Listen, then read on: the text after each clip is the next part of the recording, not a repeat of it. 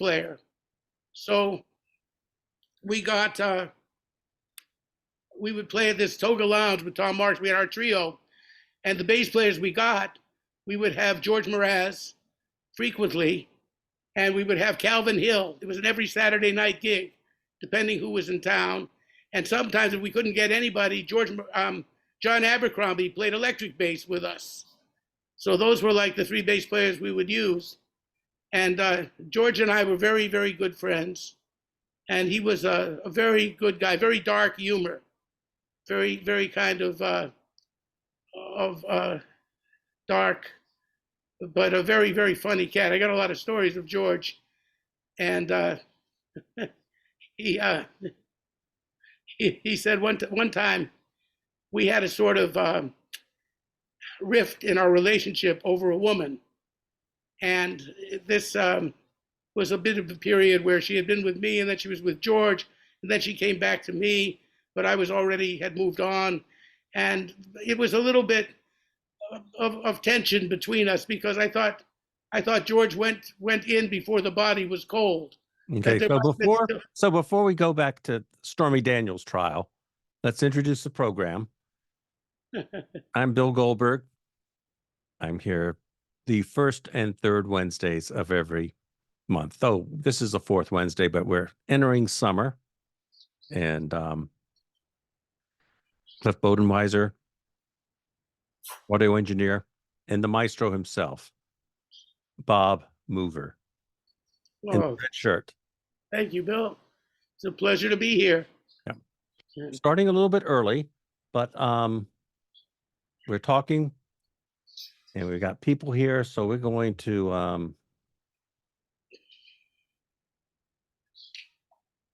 till 7 o'clock. I'm going to play little Miles Davis.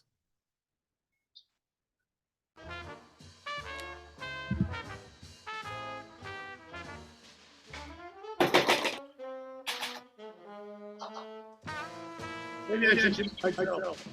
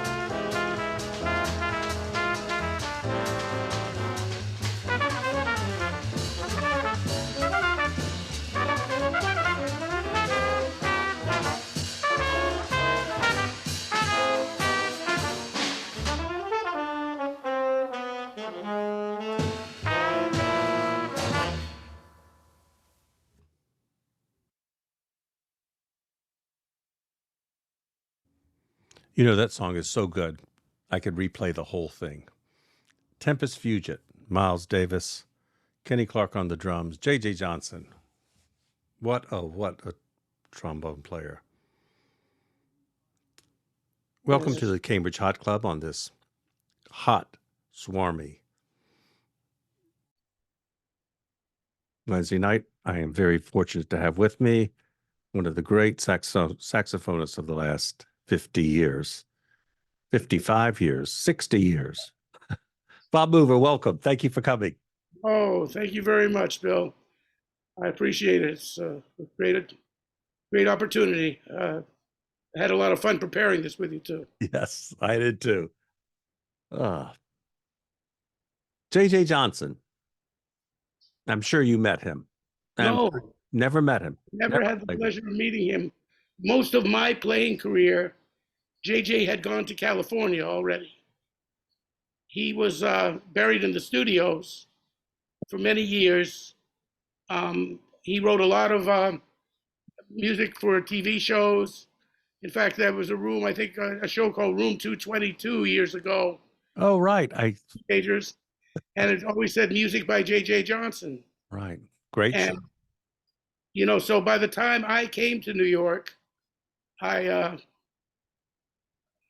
was not on the scene locally, so I didn't get to know him at all, unfortunately. But I sure enjoyed him. Now, you spent a lot of time in Europe in the 80s, 70s, and 80s. Did you come across Kenny Clark? I mean, I could listen to that song for many reasons, but damn. Well, I did a tour with Kenny Clark, and Kluk was a fantastic musician and human being.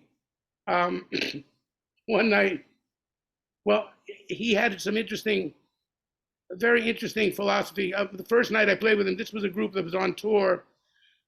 When I had spent a couple of semesters teaching at Berkeley, because I needed a break from New York, I ended up having a lot of students who became very well known in America. You know, even cats like Greg Osby and Branford Marsalis and Wallace Roney and all of these cats, too many to mention, Dave Kokoski, and other cats, Hendrik Merkens.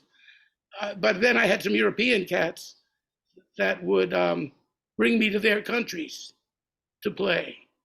And so David was someone who had been in my workshops at Berkeley, and he said his mother was a famous Swiss singer named Miriam Klein, who sang a lot like Billie Holiday. She loved Billie, and she really imitated Billie quite well. Okay, so wait a second. Miriam Klein. Can you identify who she is? Miriam Klein is a Swiss jazz singer who sang very much in the style of Billie Holiday. And she had been touring, and she brought over great American musicians to play with her. His father was a guy named Oscar Klein, who was a very well-known in Switzerland anyway, as a trad type of trumpet player who brought over things. But Miriam was a little more modern, and she had been old friends with Kluk, which was Kenny Clark's nickname that people who knew him called him that. And I was thrilled because this was in 1980. Yeah, maybe 81. And we had Roland Hannah on piano and a Swiss bass player by the name of Isla Eckinger, who was a very good bass player, lives in LA for the last many years. And Kluk was on drums, and David was a very good guitarist. David played guitar, drums, and also some saxophone, and was very gifted, and he was playing guitar in this band.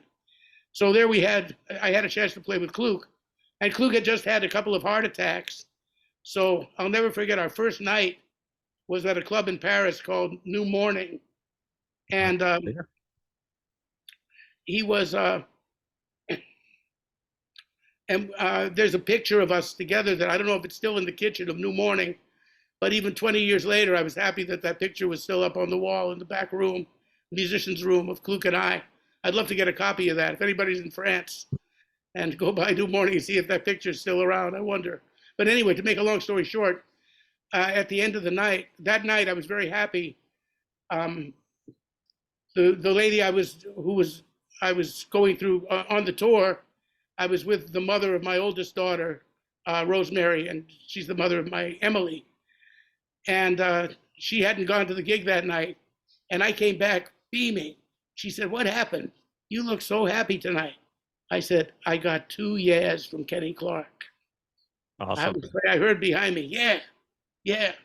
And then he said to me at the end of the night, "Tomorrow night, I'm going to be ready for you," which, because he had been kind of sick and had the heart attacks, and anyway, so we had a very good time. And he had a couple of theories that were funny, were most fascinating. He said that some people were great musicians, but not necessarily jazz musicians. For I instance, understand that. yeah, he said, like, it was kind of interesting. He said some people had been jazz musicians and were no longer jazz musicians, and other people had stayed jazz musicians. So, for instance, I said, "Well, can you elaborate on that?" And Klug says, "Well," he said, "I worked with both Louis Armstrong and Sidney Bechet. And to me, Louis Armstrong was 100% great jazz musician. Sidney Bechet was an amazing, fantastic musician, but he didn't have the real jazz feeling for me the way that Louis Armstrong had it." And I thought that was kind of an interesting thing. And then I'd say, "Well, what about Coltrane?" He said, "Well, he was almost a jazz musician. He was really on the way to it, but then he didn't like the modal excursions that he took, and then Miles had just been starting to getting into his more funk oriented stuff. And Klug had the same opinion about Miles, that Miles had been a jazz musician but was no longer a jazz musician, where Dizzy had remained a jazz musician all the time, all along. And in a certain way, you can see the logic of that too, from Klug. How I feel about it, I think, is unimportant. So I have a question, Bob. So by the time you met Klug, you had played with dozens of great drummers. And what was it like to be in his, Well, the thing that amazed me about him was he didn't seem to do that much, but he made everything around him sound great. Even though he wasn't especially busy. I mean, he played he absolutely knew what to play that was necessary. But if you go back to that Tempest Fugit, what he's playing, 80-90% of other drummers were not doing. He wasn't, very subtle stuff. But I'm just a listener. Well, I wasn't there when he was doing that, Mm-hmm. because by the time I got to play with him, a lot of drummers were doing that, but not like him. But I mean, his stylistic innovations had been absorbed by the 1980s. And when you think about it, how amazing he and Max and Roy Haynes and those early bebop drummers were to do that. And Klug had a very special feel. To me, he was I'll tell you, one of the biggest thrills of my life was Miles had some wonderful rhythm sections. My personal 2 favorites of Miles were, of course, everyone loves the Philly Joe, Red Garland, or Wynton Kelly, and Paul Chambers. But I especially love as well, just as much, I couldn't choose between them, the rhythm section that was Horace Silver, Percy Heath, and Klug. Yeah. And one of the greatest thrills I ever had in my whole experience in music.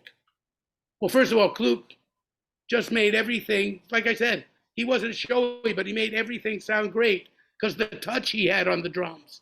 I never heard anybody get that sound. Yeah, the that touch. He had, just the whole set. Well, the touch that made the whole drums sound a certain way. A lot of a musician is the way they make their instruments sound. And he really made the drums sound so musical. Just the way the cymbals balance the snare drum sound. Every little component of the drum solo was great. Anyway, my great musical experience was our last night at this club, New Morning, in Paris. It was our last night. It was a Sunday night. And the next night, the Heath brothers were opening. So at our last set, in walked Percy and Jimmy and Tootie. And then Percy sat in with us. So I had a chance to play. The way the bass and drums hook up is so important. I had a chance to experience a whole set of Roland Hanna was on piano. Horace wasn't there, but to feel the unity and the way that Percy and Kluk felt time together. And we got to play Solar. And one of my favorite alto solos is Dave Schildkraut's solo on Solar on the Miles record. And that was a solo that was very influential on the way that I play. So there I was. I was almost tempted to play Davey's solo. But I think one time, that's one of the few solos I transcribed because I didn't do a lot of transcription. I sang with everything, but I didn't want to get my fingers too trained playing other people's stuff. So I have two songs that I want to play. Let's take a little break. And I have Solar with Miles from the Walken record. I don't think Schildkraut's on that. Schildkraut's on Solar. That's the best solo he played with. Okay, so let's play that. And then we're going to play some stuff with you and Walter Davis Jr. Well, let me tell you one thing about that record. I asked Kluk, I said, the way you just play the drums, the way you play the brushes against the snare drum, and you almost don't play anything else. You don't switch the sticks. You don't play the ride cymbal that much. You just do this. How did you come on that? Upon that? That's total genius to me, Kluk. He said, well, the way it happened was Miles came to the studio with a pair of brushes, and he said, do this.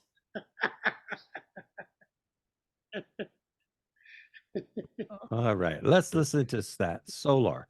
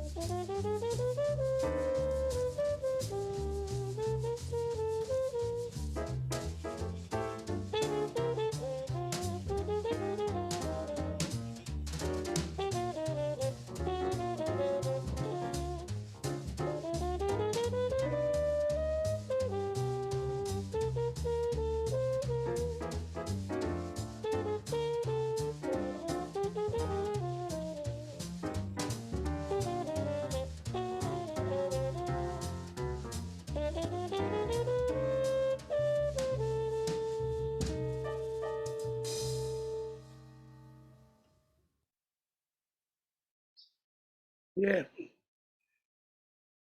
Hear how those brushes just, he could be quiet and intense too. That's what Incredible. many drummers can't do. You're right. Brilliant. We have a few questions from the audience, but first, Dave Schildkraut. Tell us a little bit about him, and then we're going to talk about who Bob Mover is. Well, I do have an interesting story about Dave Schildkraut. And it's one of those karmic things, like life is full of serendipity. My life has been, according to my friends, mine has been more so than some. My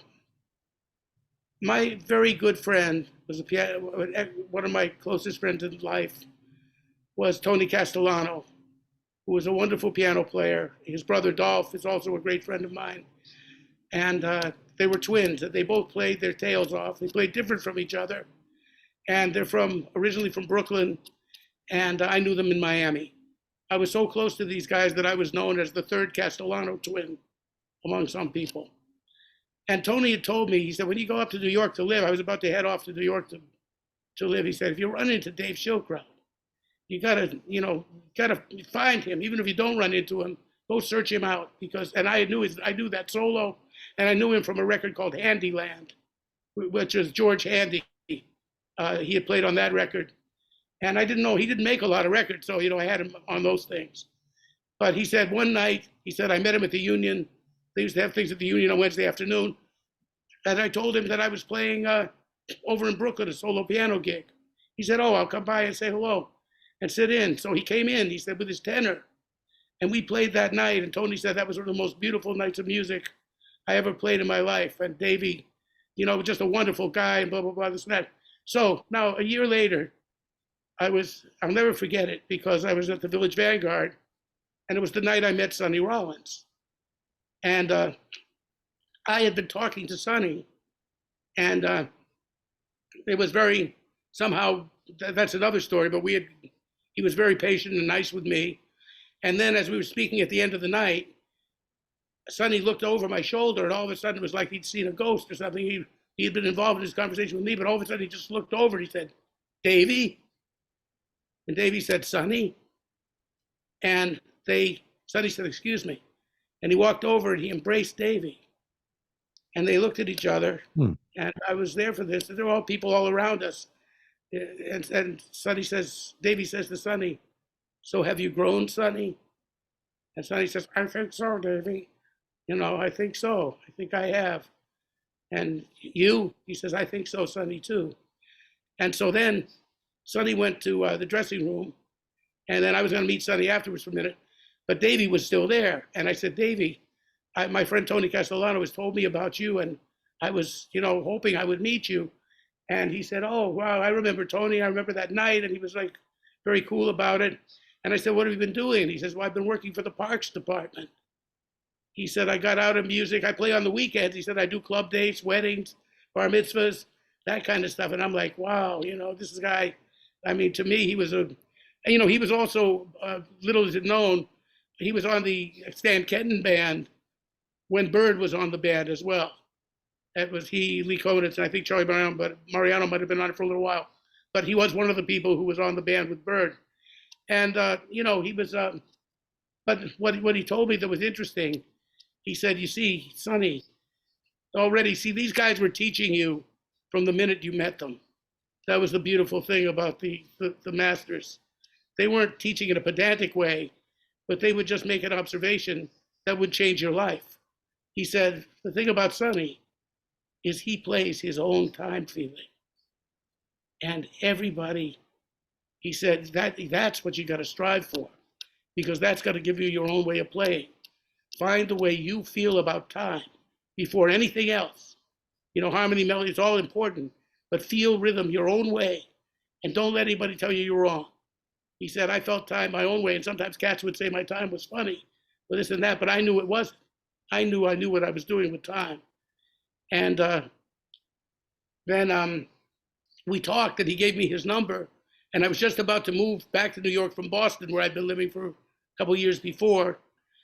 And when I got to New York, I called him up, and he just was very abrupt, and he hung up the phone. He said, I'm sorry, I can't really talk, and goodbye. So I said, that's weird. He was so friendly, and why is he like this? So I asked a friend of mine, a drummer named Maurice Mark. I told him what happened with Davey. He said, oh, Davey had a terrible tragedy. He lost his daughter in a car accident. That's terrible. She was dating a guy that he didn't like, and he told her not to go with the guy. And she disobeyed him, and she was a teenager, and she died. And so that was something that happened. That was unfortunate. It's terrible. And, yeah. So, Bob, we have two questions from the audience, Arthur Schwartz and Ben Gold. Arthur, you're first. Hi, Arthur. Unmute, Arthur. I'm sorry. You were talking about Kenny Clark, and I've often wondered, after he left the MJQ, I had the feeling like he was, even though they were friends early on in the service and, before that, I don't think he appreciated John Lewis's approach to jazz. What was did he ever indicate to you his feelings about Lewis? Not really. No, I mean, Percy and I had talked a little bit about that, but he just mentioned that, that he himself even was hard sometimes to indulge.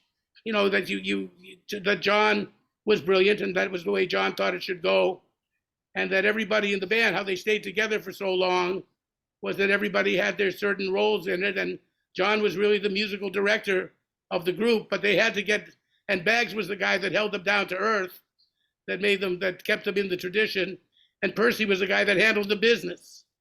That's how he explained it. And he didn't get into what the drummer's role was. But we didn't really discuss that. We discussed a few things. We talked about drugs, and that was interesting because one night we were smoking a joint, and Kluk says to me, my motto has always been, do everything with moderation, but do everything. And this jazz story too, one other thing, is finally I said to Kluk, I got the courage and I said, am I a jazz musician? He says, well, you're almost a jazz musician. You're on the way of being a jazz musician. You're almost a jazz musician. But so how old were you then when Kluk said that to you? 29. Okay. Yeah, well, I mean, he had very high standards. To him, Charlie Parker was a jazz musician. Sonny Rollins used to be a jazz musician. I mean, that's how he felt about that. So so one night, we're playing this private party in Basel, and it started to irritate me that he told me I was almost a jazz musician. So I got very determined that the next set, I am going to play so well that there'll be no room for doubt. And I think I did, because I played a solo on I'll Remember April, and I practically hollered it. I said, was that jazz? He said yes. He coolly turned to me and he said, yes. Well, we've talked about songs like I'll Remember April all week, and there's so many great versions. Yeah, well, it's a nice vehicle. It's got a lot of possibilities in the way the song works, the harmonies. So we need to listen to Bob Mover's some of his music now. Benjamin Gold, thanks for showing on your camera. You had a question? I didn't have a question, Oh. Bill, Dr. Goldberg. I actually, it came to me a few minutes ago. Originally, I didn't have a question, but the question I had, please excuse the dog, was, did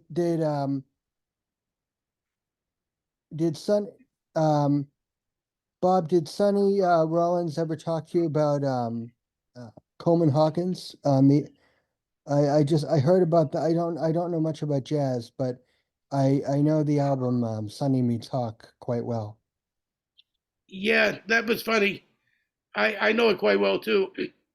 And he had talked to me about how when he was a kid, he lived down the street, and everybody kind of knows that story. He would wait for Hawkins to come out, Right. and he was a big fan. And what he said to me that was interesting was that he felt that Hawkins showed him, because he was into Louis Jordan and all those kind of things, and Hawkins showed him the intellectual side of the music. He said that he realized through Hawk, of course through Bird, but he heard Hawk a little before he even heard Bird, that there was something besides emotion, that there was some intellect involved, and that meant a lot to him. When I asked him about the Sonny Meets Hawk record, and Sonny was like, he immediately changed the subject. Oh, wow. I could tell he didn't want to talk about that record. Oh, And wow. I was saying, were you trying to? I mean, I had a few questions myself for that, which I never got to ask him because he immediately kind of let me know that he didn't want to talk about that. By Wow. the time they recorded that, Coleman Hawkins had played around the world. Mm. He was the first great tenor player, or Mm. quote first, for 40 years. And Sonny, again, it's a extraordinary record. But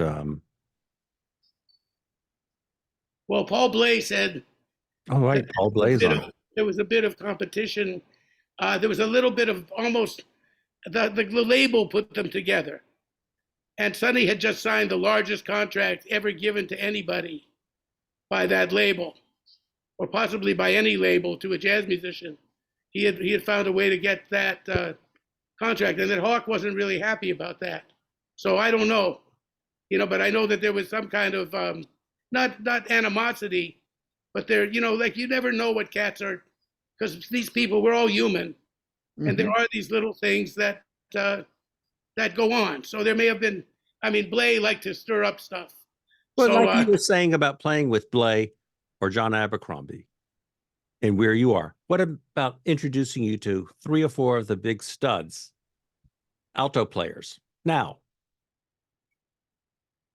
Yeah. Well, no. I mean, what are we talking about? No, I'm just talking about 30-year generation differences between. But let's talk about you right now, because we were going to start the show with Nika's Tempo, your record with Walter Davis Jr. And Walter, covers the whole span of 40 years from Charlie Parker to. So when did you when is this concert that just came out from? This concert was, I think, it was 1988. 88. So that's late in Walter's life, because he didn't live. I mean, we had been friends since the 70s. I knew him when he was on Sonny Rollins' band, and I was following Sonny around. And Walter lived behind me. I lived on Leroy Street, and he lived on Hudson Street. So we were literally 5-minute walk from each other. And sometimes I would just ring his doorbell and see if he wanted to hang out for a minute, and I'd go up and play with him. And he also had an every Sunday gig at a club called 7th Avenue South, where the Brecker brothers owned for a while. And he played every Sunday there. So I would actually get up on Sunday mornings and go over there and listen to him for a set, and then play a set with him. And we were just both on the scene. So he had parties and I was invited, and we had played together on quite a few occasions. But some people in Europe had said, why don't you come to Europe, get a really good piano player, and book a duo? Because if you worked with a major label, you weren't going to be able to put anybody up on the days off and this and that. That was the only way you could bring a band. You had very few people actually bringing bands to Europe. So you either picked up cats when you got there, which Walter and I functioned like that. We were a duo, And other times we would hire bass players, drummers. We had Pierre Michelot quite a few times in Paris, which was beautiful because Pierre had been Bud's bass player, and he and Walter hooked up like white on rice. That was a beautiful experience to play with them. And we'd have other very fine people that would play with us, but often we were just a duo. And I used to tell people we're the only duo in the world with a leader, because I was sort of considering that to be my graduate school course. You know, at that point, 1988, what was I, about 36, I think. And that to me was my undergraduate work had been done, you know, with Mingus and with Chet Baker and with Lee Konitz, and as my own first groups, my own first bands where I was the leader, I always hired cats that were better than me or more experienced. You know, I had Kenny Barron or Albert Daly or, you know, George Mraz or Ron McClure, Buster Williams, or, you know, Ben Riley, and, you know, great people. As Art Farmer once told me, he said, if you find you're the smartest cat in the room, you have to find another room. And All right, let's go to Nika's Tempo, Bob Mover and Walter Javis Jr. And then when we come back, we'll go back to early 1950s when Bob was in diapers. yeah.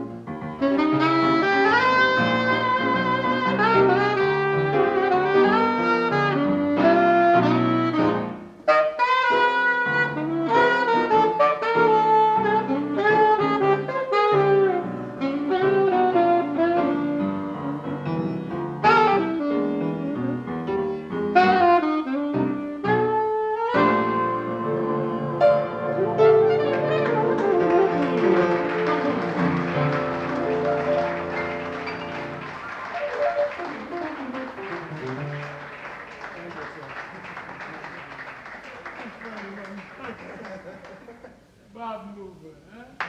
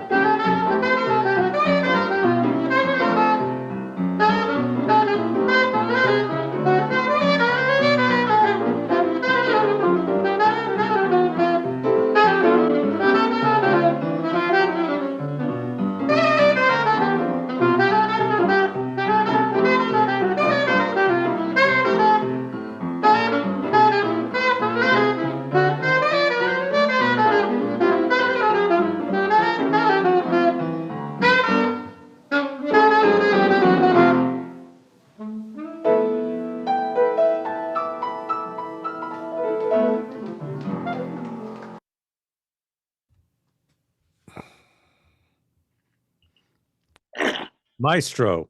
Wow. Boy, that tune is hard. You can have giant steps, man. This tune is much worse. It's, I mean, a much bigger problem to deal with. Um, to not just play your cliches through it. I mean, well, it's all hard, you know what I mean? But All God's Children, those particular set of chord changes, I'm still not very pleased with what I did there. But I but love Walter, what you did after Walter's solo. that was the song. I Yeah. didn't do anything. That's what they wrote. I didn't play that. I mean, that was written by Miles or Benny Green. I mean, Benny Harris. Nobody's sure who wrote it. It's called Little Willie Leaps. Yeah, I wish I'd have written that. No, but the improvising, I did my best, and Your best was better. I don't think anyone. well, anyway, it was a real lesson. Every time we would play these things, Walter was such a master of that. How to just get through these kind of harmonies in a really imaginative way and swinging the whole time. It was a great master class every night. And was the closest I ever got to. Well, I was fortunate. I played with some wonderful piano players. I mean, Jackie Byard, Albert Daly, Tony Castellano, Dolph Castellano from Miami. Albert Daly was another one we'll get into. And Roland Hanna. When you were playing, when you met Walter Davis, was it like going back before you were alive, playing with, Walter Davis comes from the early 50s before you heard any music. So just back to Bud Powell or. Yeah, I worked with Duke Jordan too. Right. I had a gig with Duke Jordan in New York with Wilbur Little, a trio at a place called Churchill's. And he used to play me Bird's Introduction to Embraceable You every night. You want to talk about knees knocking? You be do do dee dee do do do dee dee do do da dee da da did dee da do da. Play something else different there. I found different things to play, but I mean, those guys were all very, very supportive of people that love the music like that. If you love to play, they'd keep up with you. I mean, I think that's a great thing. One of the main things you take away from being with these people, it's people called the Great Generation, or however you want to talk about it. One thing that they all had in common was a love of the sheer act of playing. This night in Salerno, it was recorded by accident. Somebody just had a tape recorder there, and after the concert, they gave me the tape. So I stuck the tape in a box for 30 years. And then I said, this stuff isn't bad. So maybe we should talk to somebody about getting it out. Because I thought Walter was not appreciated enough. It had not been recognized enough, so I would do that. But just as a footnote to that evening, there we were in Salerno, Italy. It was a beautiful night under the stars in Salerno. After the concert, somebody said, "You guys feel like eating something? My wife makes great spaghetti. She's Filipino, but boy, could she make the best pasta in Italy." And we couldn't resist that. Plus, we got a grand piano at home.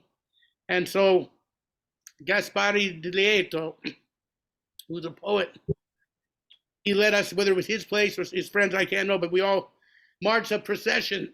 About 30 people from the audience came to this house, and Walter and I played. We ate a little pasta and then played until almost noon the next day when we had to we didn't sleep that night. We just hung out and played all night. It was a magical evening. And this was a normal night for him and for me. And thank you. That's a beautiful story. So we're at the Bill May has a question. Oh, he's got to say goodnight because he's in the tornado zone or wherever they are. But Bob, let's talk about, you're from Boston, and your dad was a musician. Yes.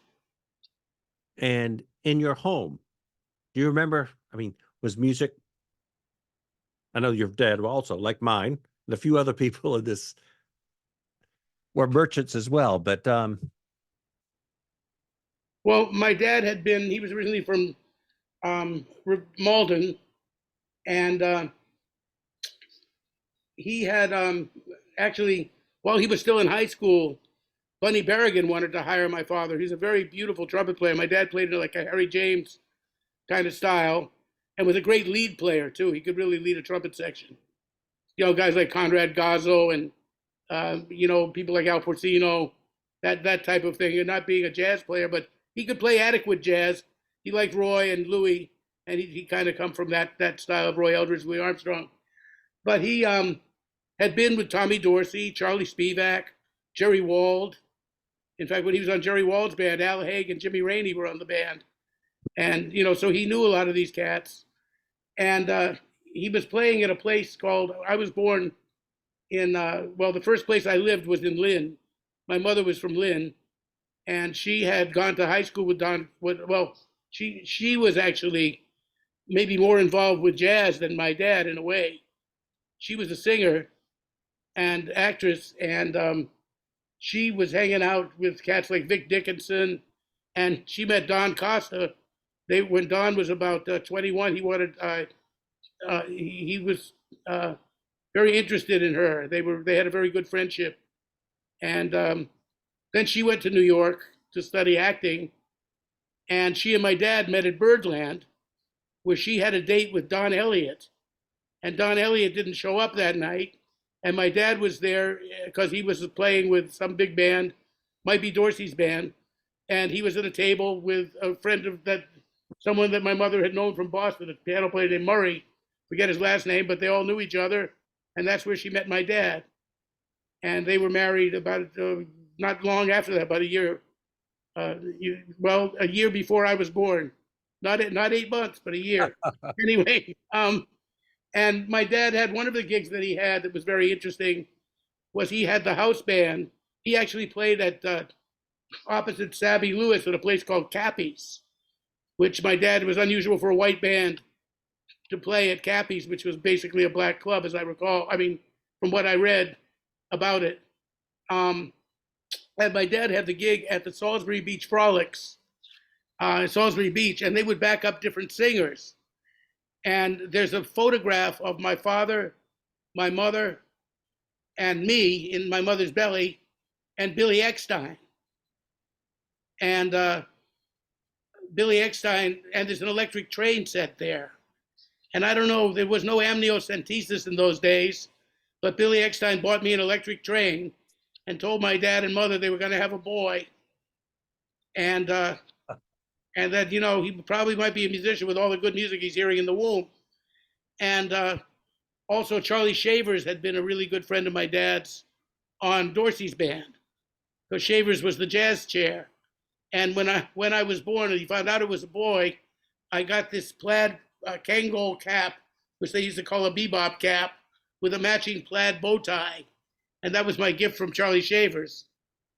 And so, you know, music was in the house. My mother was a very good singer.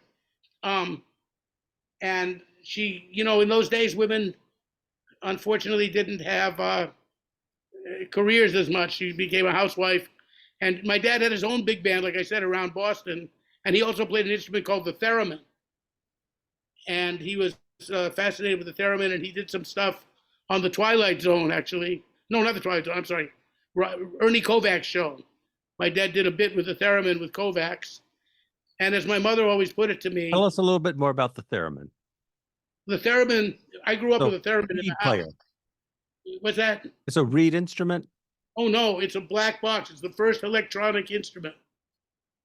It's a black box with a bunch of wires, and if you open the cabinet, it's got these light bulbs, and you go, ooh. You've heard it in movies like Lost Weekend, when Ray Milland reaches for the liquor cabinet, you hear, ooh. It was, in fact, the song Stella by Starlight was originally played on theremin in a movie called The Uninvited. And there used to be shows on the radio. One was called Lights Out, another was called Danger. And there was a movie made about Professor Theremin. They only made like 22 or some, most of them got destroyed in Europe during the war. And my dad got fascinated by this sound.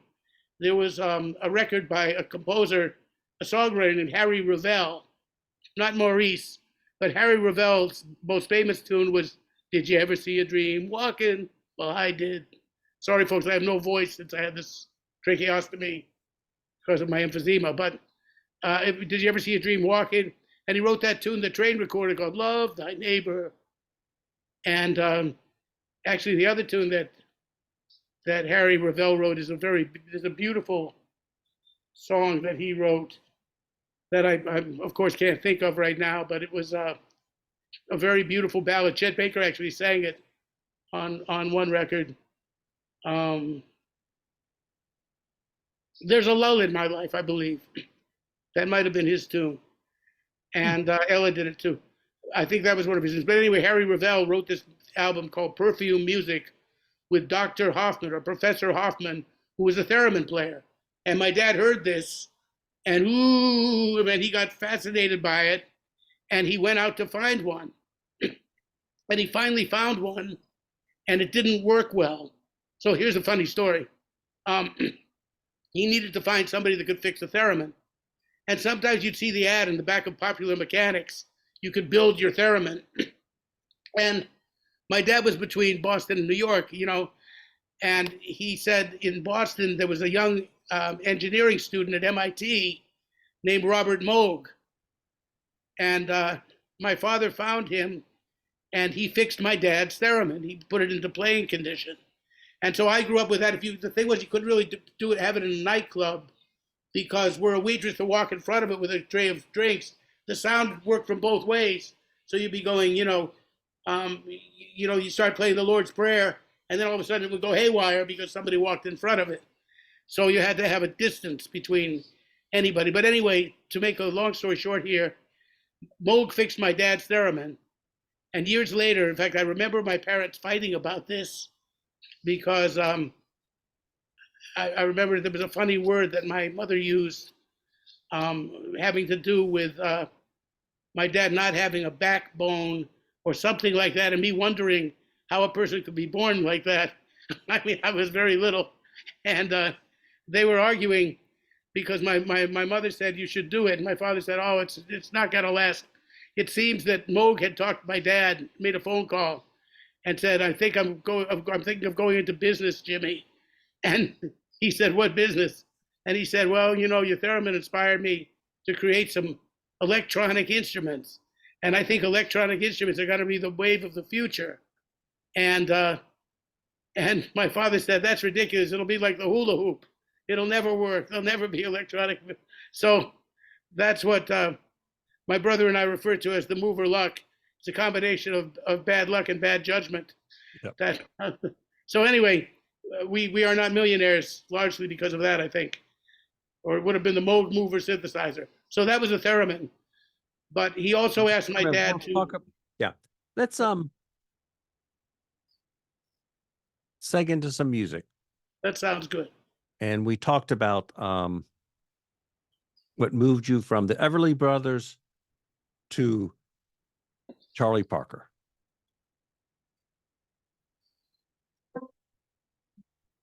Well, we can play it.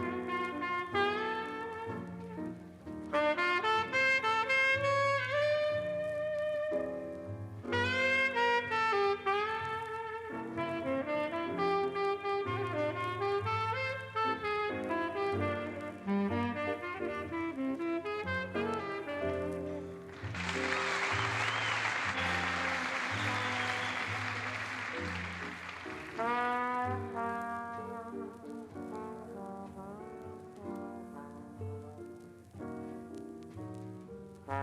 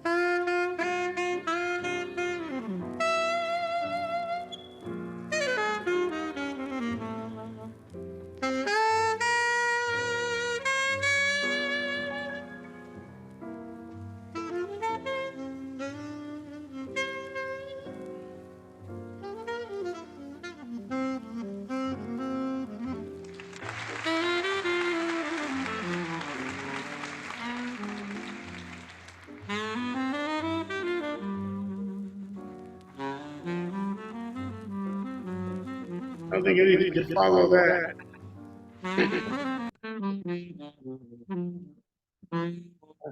I don't know. After that, the song's over for me. I mean, I mean, Perez sounds amazing on it too. I mean, and Roy Eldridge is just astounding. But I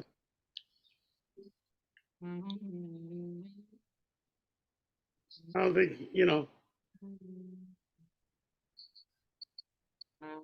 those jazz, the Philharmonic records, he pays you money, takes your chance, but it's Phil Phillips, right? Very nice too.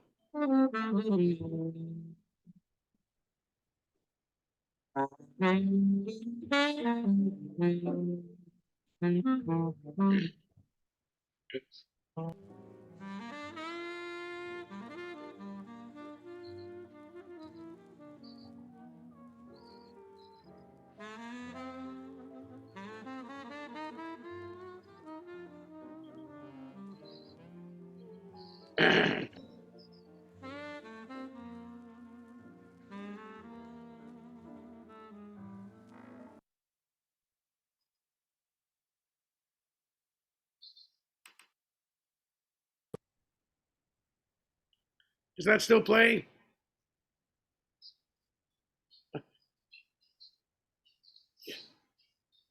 I don't hear you, Bill. Now you'll hear me. I Okay. hear you. Embrace will be you, Charlie. Yeah, I mean, on that after Bird solo, just cash in your chips and go home. I mean, what could follow that? And who could have followed it was Prez or Roy. I mean, not that nothing could, but and Flip does a marvelous job and everything, but just Bird's thing is so what was it, definitive. There's something just very definitive about that. And When you first started playing alto saxophone and you heard Bird or you heard Prez on tenor, did you stop and you ask yourself, or did it motivate you? well, I had been motivated to be a musician since I was probably 4 years old.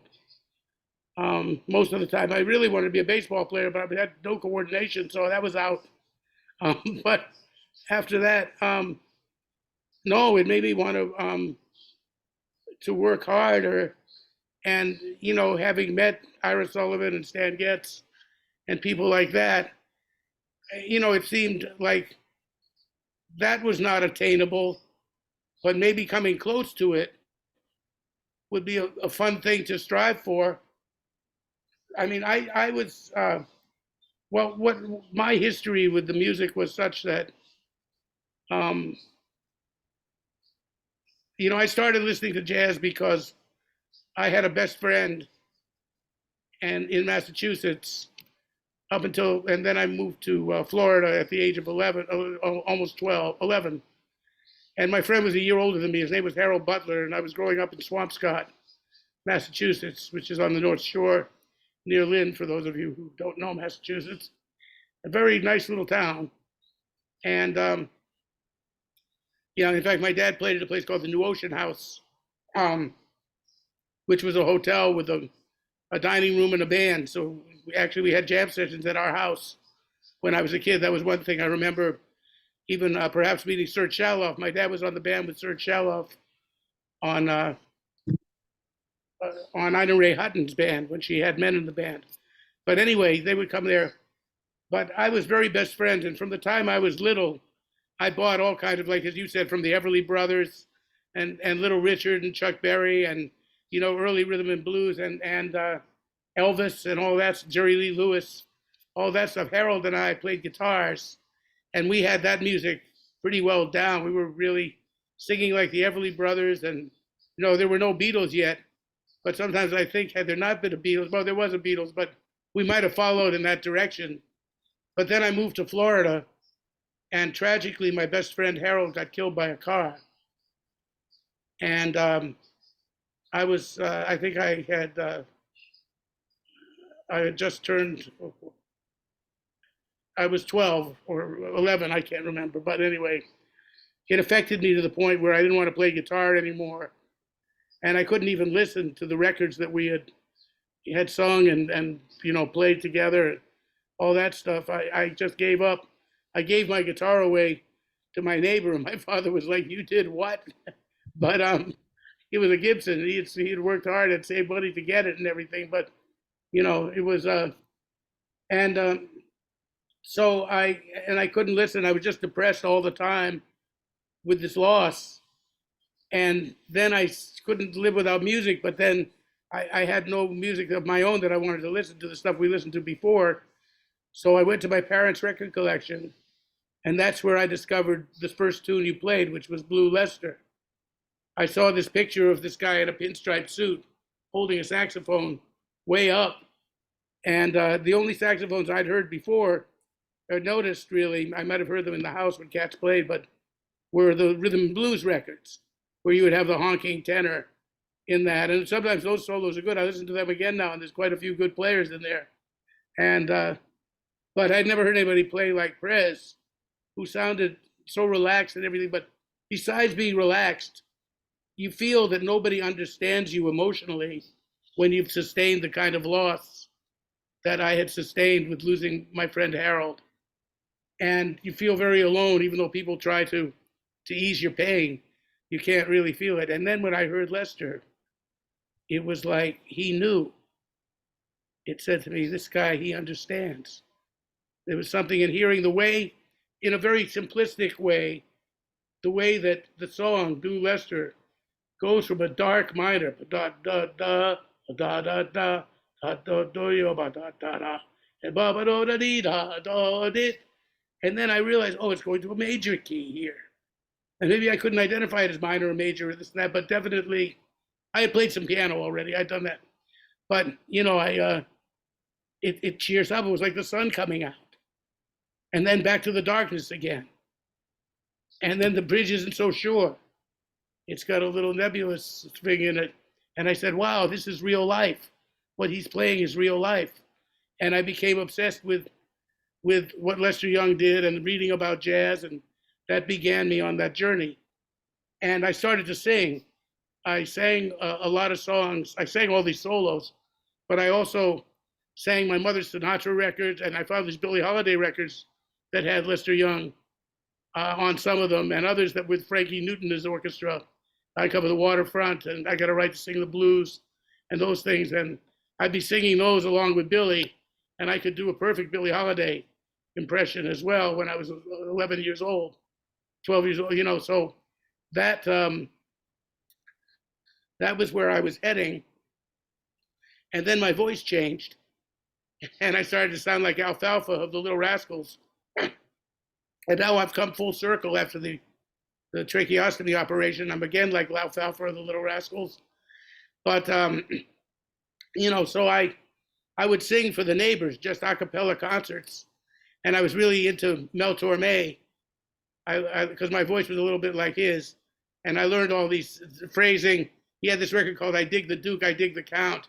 And I would sing Down for Double, which was the Lambert Henderson Ross did that. And the whole record, and then another one, he did That Dare and stuff like that. So anyway, that was, my voice changed. And then I decided that since I wasn't going to play guitar anymore, and I'd been playing drums, but I knew that I wasn't a very good drummer because I was born with this gross motor difficulty. So I wasn't really good at that. And then I met Stan Getz. And, that's another long story, but we'll get to some music maybe before I tell you that story. And he gave me my first reed, which was the number 4.5 Rico. Good luck. Shall we go to Hershey Bar or his records with Diz? Go to Hershey Bar. This is my first. When I found Stan Getz, and I hadn't gotten to Bird yet, I finally ordered a Charlie Parker record because you couldn't find one in Miami. You'd have to go to the ghetto to get it, even the department store. So I ordered one from Jefferson Department Stores, and that's another story. But the thing is that.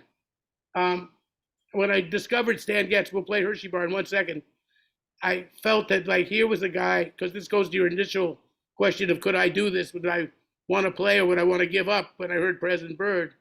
When I heard Stan, I thought maybe it was only black people that could play this music. And when I heard Stan, there was a white Jewish guy like me who was hanging with these cats, because my mother had gotten my father's record for musicians only, which was my first exposure to Stan Getz. And they were playing this blistering tempos, Dizzy, Sonny Stitt, and Stan, and it's all fast tunes. And, I certainly couldn't think of doing that. But then when I heard a more mellow, even though there he was, that's what mattered. He was hanging and they were playing fast tempos and he was right in there. So I started to get every Stan Getz record I could find. And among them and I sang every Stan Getz solo that was there. Didn't you sing the Getz solos to Stan? Well, that's what happened. When I met him, he asked me because well, he had done a concert at Dade Junior College in the daytime. And he had a daytime concert at 11 o'clock and he had a nighttime concert at 8 o'clock at night. In the meantime, he was there early in the morning and I got there early. My mother told me to tell everybody that I was there for my school paper. So they let me stay for the concert. She was good at that stuff. And so I got there early and there was Roy Haynes, Gary Burton, and Steve Swallow setting up for the concert in the auditorium at Miami-Dade Junior College. And Stan hadn't arrived yet, but I was there at 9 o'clock. I was there 2 hours early just to make sure everything would be okay. And I went to get the guys coffee. Roy Haynes actually showed me a little thing about the ride cymbal. I said I was thinking of being a drummer. I hadn't played any saxophone yet, and I was singing, but my voice was changing, so it was weird. I didn't know, but I said I love jazz, and I could, and I said, I love Stan Getz. I mean, I've learned most of his solos. I can sing the whole Focus record, and I can sing, these things. And I was so naive that I asked Roy Haynes, and who else have you played with, Mr. Haynes? Is this your only job? I was so, but anyway, I went to get them coffee. And when I came back from the cafeteria to the auditorium carrying these coffee, I almost dropped it on Gary Burton, actually. I narrowly escaped spilling coffee all over Gary. He was very nice to me. But Stan was there warming up, and he was playing The Shadow of Your Smile, which was a brand new tune. This was 1965, and it just, I think, come out of the movie The Sandpiper. And there was Stan when he went, The Shadow of Your Smile, when you are gone. He played that lick in it. And then he said, so you're the kid who can sing my solos? I said, yeah. He said, sing me one. He just put it out there. Yeah, you can? Well, okay, prove it. Sing me one. So I sang Hershey Bar. And I sang the entire solo, the head, and everything. And he was, wow, you really do that. And I said, I got a problem. They want to sit me way in the back of the auditorium. And, because the front is reserved for students and everything. And Stan said to me, it's hot in here. And I sweat a lot when I play. Why don't I get some towels and I'll sit you on the stage with us. And when I sweat, I'll beckon you like this. And you come over and hand me a towel. So I spent that day on the stage with Stan, handing him a towel when he needed it. And then I waited around. He put his horn in the closet. He said, now you guard this closet. Make sure nobody comes in to try to steal my horn. So I sat there for the next 6 hours in front of the closet like a guard dog, making sure nobody would try to break in and get his steal Stan Getz his horn. And then later that night, he put me back on the stage. He said, come on, you got to sit on the stage with us again. So there I was. And at the end of the concert, I said, I'm thinking about playing saxophone. And I think it might be a good omen if I were to start with one of your reeds. And Stan said, he didn't tell me it was a hard reed or anything. He said, really? And then he took the reed he was playing and he took it off and he handed it to me. And that was it was a number 4.5 Rico, as I mentioned, the first time I blew a saxophone, it may have been an omen of things to come. I went, and absolutely nothing came out of my friend Kenny White's saxophone. And Kenny said, what kind of reed did he give you? I said, 4.5 Rico. He said, well, here, try this. It's a number 2. You might do better. And so that's what happened. Anyway, that's the story of Hershey Bar. Hershey Bar. I'm going to hear 2 things from Stan. Johnny Mandel composition, by the way. Love Johnny.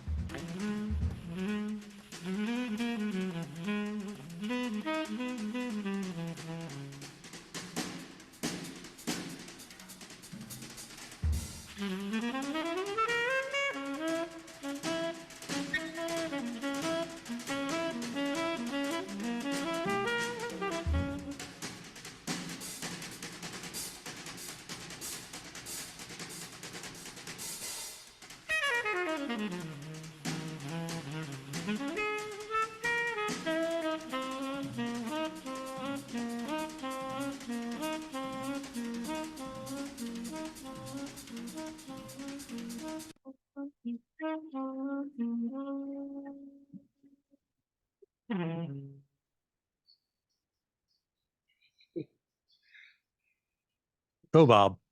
Yeah, that was actually the first. That's funny you play that. I'm late, because that was Roy Haynes on drums, of course, and actually John Neves from Boston was the bass player on that. A lot of people don't know that, but John Neves was a great bass player of Boston. He and his brother Paul both came from Boston, and John was a dear friend of mine too. It's funny though that you play that track, because continuing my story, I got this reed from my friend Kenny White's, and then I persuaded him, since he never practiced, to let me take his tenor, his King Cleveland tenor, home for the weekend. He showed me where the fingers were, and I got a fingering chart, and he seemed to trust me with it. I said, I think I won't break it. He showed me how to take it out and put it back. So by the end of the first week, I would take it home every day after school too. He would play it in the school band, and then I'd come and get it from the band room and take it. And well, actually, he'd give it to me because he owned that horn. That's right. And I was listening. So in a week, I learned my chromatic scale, and I learned a bunch of major scales.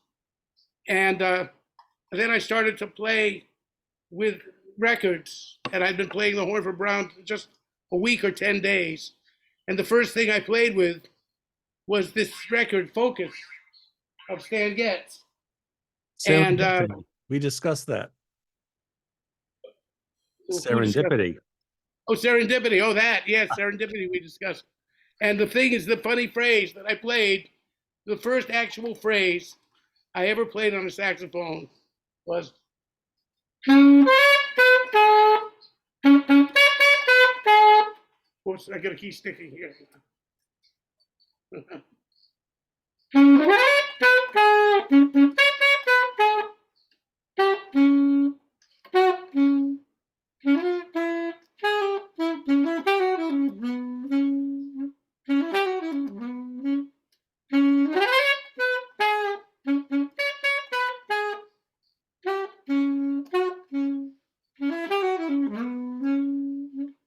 Something like that. And that was that phrase. And so I was off and running from there. And how old were you then? 13. 13. Yeah. It was September 24th, 1965. You sure it's September 24th? So it might have been the 23rd, but it was the end of September 1965 that he played that concert. And I think that was on a Tuesday or Wednesday, and I started the next day. I decided I was going to play saxophone. And I had a longer story with Stan too, but then, from there I met Ira Sullivan, and that totally changed my life. We'll go for a second. Giancarlo, you have a question? Yeah, hello, everybody. I'm really sorry I joined late here, but I'm so happy to see you, Mr. Mover, and hear the stories you're telling. And I guess this might be a little out of sequence, but back in the early 80s, I heard a show that you did in Sanders Theater in Cambridge with Frank Foster. And I was just like 20 years old. A kid from upstate New York. I knew who Frank Foster was. I didn't know I never heard of Bob Mover before. And you came in and completely blew me away. That was such a great concert. It was 40 years ago, and I still remember it, very keenly, how great the whole thing was. And I know that you and Frank had fun playing that together, but the music was just as good as it can be. And I've always remembered that concert, and it's just kind of cool to see you here and be able to thank you for that. That was really eye-opening, ear-opening thing for me at that time, and I'm just thanks. Thank you, Giancarlo. Um, that was a wonderful man named Tom Everett, who was the director of the Harvard Harvard Jazz Jazz Band Band for a long for a long time. time. He also was responsible for having Lee Konitz with the band at the Sanders Theater as well. And Lee brought me up to play duets with him for the second half of the concert. And so that was also through Tom Everett as well. And Tom had called me and he said, Frank Foster is going to do this concert. And, we wondered if maybe you could join us for part of the concert. And I said, sure, I don't mind. He said, we've got one chart. I remember Bird, or one of those standard charts that people played. And, for you, and maybe you could do a blues with Frank. And we ended up playing We Dot. We Dot. I remember doing that. He said, and maybe you could write a chart. And I'd never written a big band chart. So I said, it's like they say in acting and improvisation, just don't say yes, whatever somebody says. I've kind of tried to live like that a lot of the time. Well, I never did it, but sure, I'll try it. And so I wrote a chart that I dedicated to Walter Davis and Walter Bishop called Sir Walter. That was years before I toured with Walter or anything. And then the Harvard band played it, and they did a pretty good job on it. Anyway, I do remember, and I became friends with Frank after that, which was a great side part of that. Well, I'm glad you enjoyed it. I enjoyed it. I almost didn't get there too. By the way, I was at a friend's wedding. My friend Jerry Adams was getting married, and we had to cut out. I said, wait a minute, I got a concert in half an hour. Let's go, and then traffic in Harvard Square. Whoa! If you come at the wrong hour, you can go in circles and come back and out. And anyway, I did get there. I'm glad you enjoyed it. Thank you. Ira Sullivan, another one of your heroes, mentors, inspirations. Yeah, heroes, you could say heroes. He was definitely a huge influence on me, and still is. I almost can't believe he's gone. In Miami, he was a father to you. He was very close to being a father to me. My own dad left. We still saw him in the summer and this and that, but he wasn't around a lot of the time. And he was very self-involved and, had his own problems. And Ira, well, after I started to play the saxophone, because of the Getz thing, I started to listen. Well, I was listening to jazz quite a bit. And my mother couldn't really take care of us for a while. My dad was on the road. So they put us in this it was a boarding school, but it wasn't really like a boarding school, because a boarding school for kids with no money. So it wasn't like a reform school or an award of the state or anything, but it was a very inexpensive boarding school. So it was a place to live.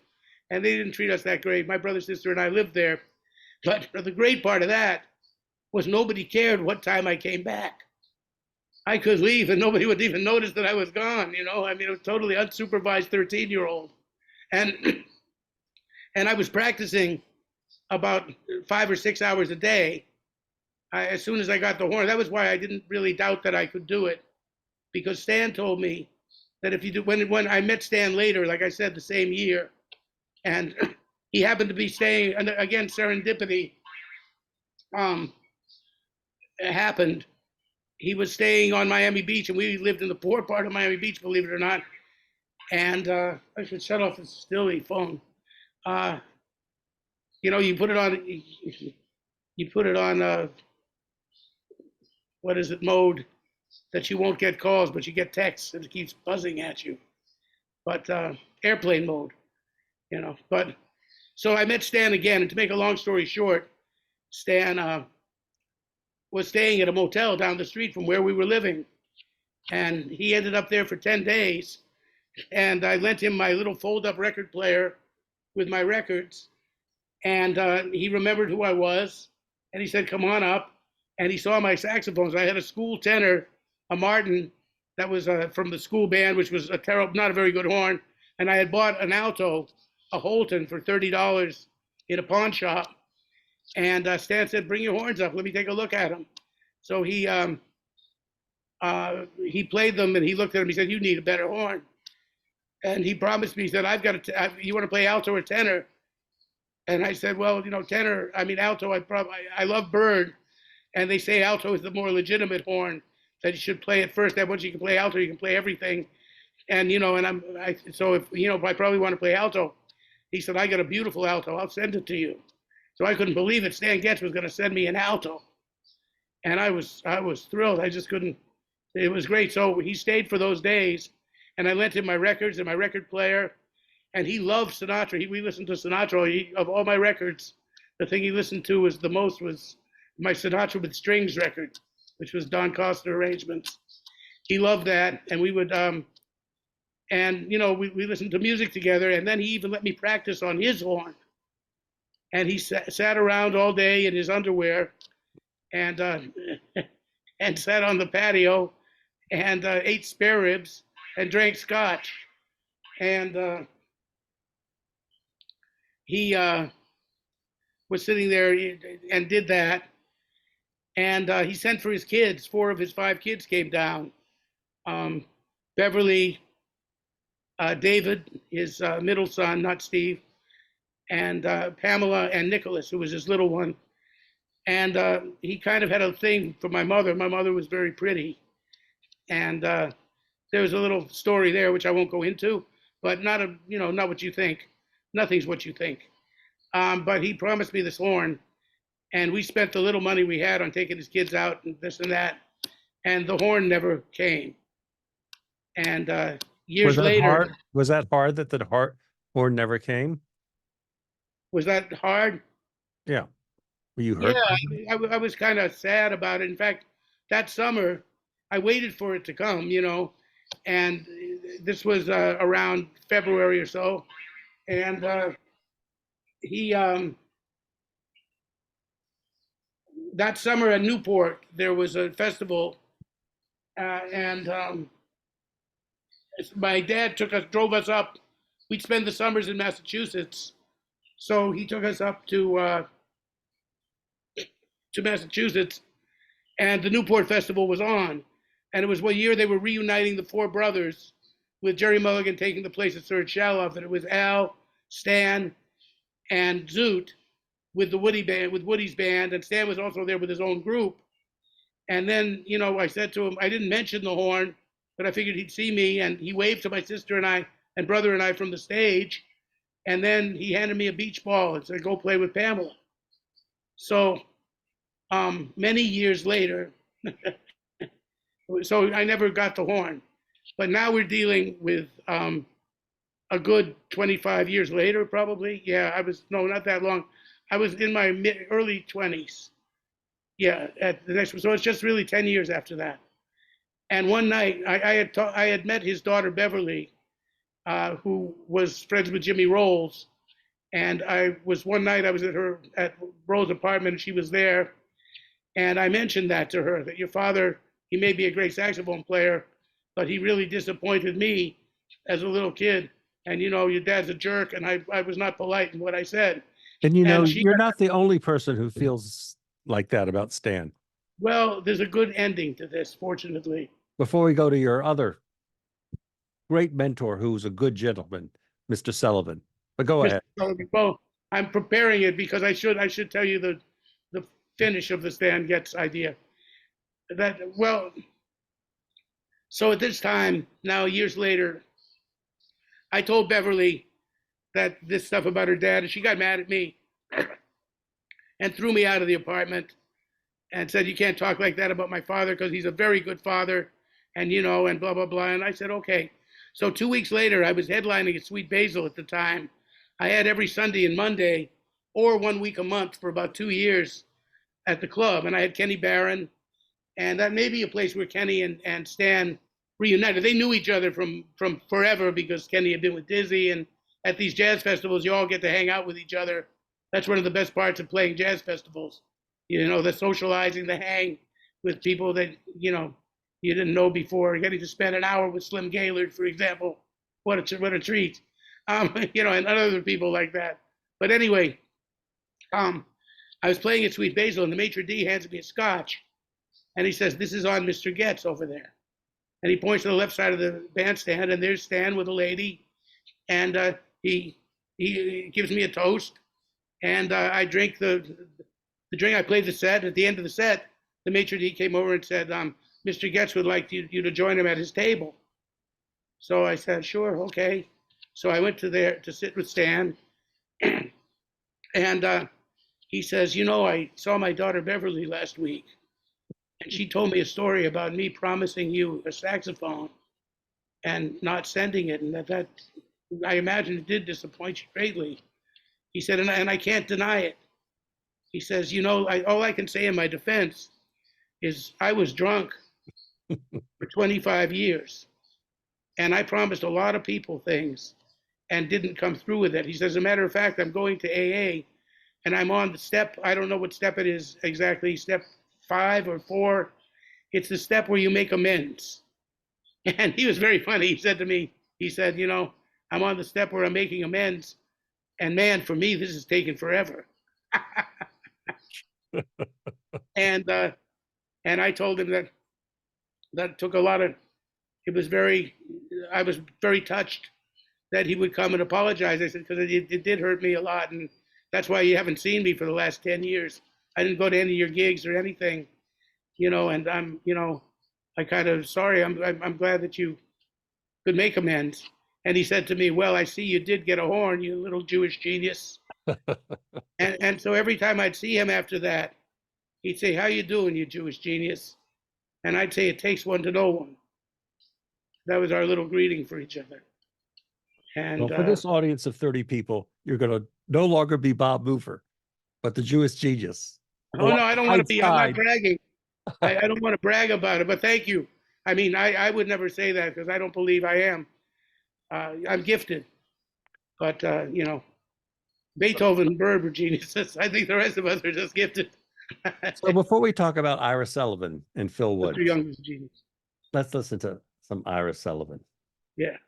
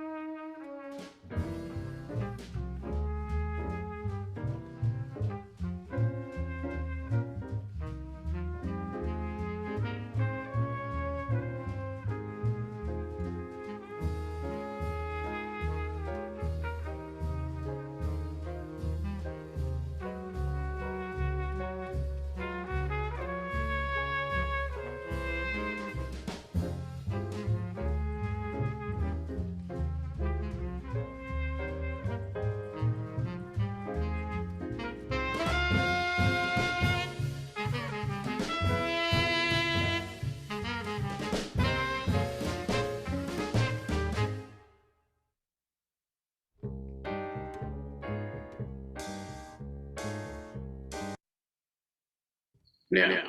We'll wait for Phil Woods. That was the That was it. Our Waltz, written by David Rose. David Rose, who wrote The Stripper. Yeah. Da, da, da, da, da, da. Song for Leave It to Beaver. He wrote the theme for Leave It to Beaver too. He claims to have written Bonanza, but actually that's from a Prez solo with the Count Basie band. Da, da, da, da, da, da, da, da, da, da, da. Yeah. That's the last half of Cherokee. Yep. Prez's, yeah, I'd sound like that. But David Rose, the tune that's on the first record of Roland Kirk, by the way, called "Introducing Roland Kirk." And Ira plays saxophones, all the saxophones and trumpet, and flugelhorn. And he now when he moved to Florida, he added flute and soprano to his arsenal of weapons. And when Ira and Roland Kirk, Rasan, were barnstorming through the Midwest in the 50s, they would play often together. And a friend of mine who played with them put it this way. He said the bandstand on one of Ira and Rasan's gigs together looked like a pawn shop window. There were so many instruments on the bandstand that so I moved to Florida. I met Ira, and that was a pivotal. I had met Stan, and when I met Ira, I had been playing saxophone for about 3 months, and I met you see, we were living at this children's place, home away from home, and I would go out. Well, I would listen to those. You know how they had the transistor radio, Bill? Those little ones with the one headphone you could put in your ear, and that kind of thing. So I would put that in, and every night there was a fellow named Alan Rock, who's told me he couldn't listen to the show tonight, but we're still friends. And Alan would have a show that would start at midnight called Jazz on the Rocks.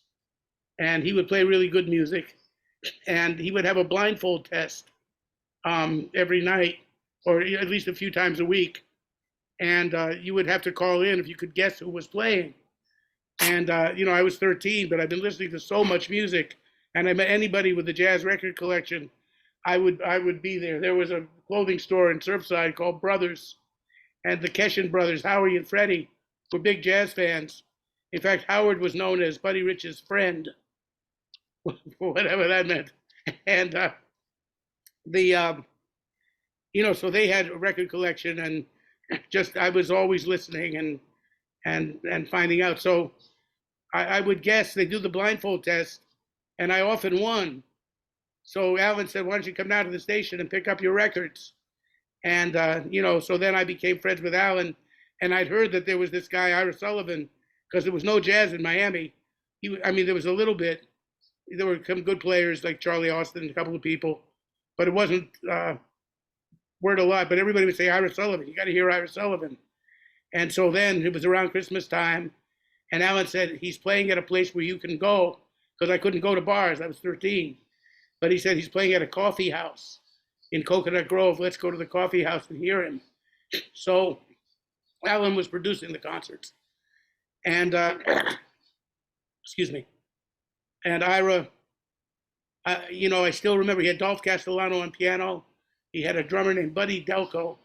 And he had a bass player named Jimmy Glover, who Barry Harris later told me Jimmy Glover was Barry's first harmony teacher.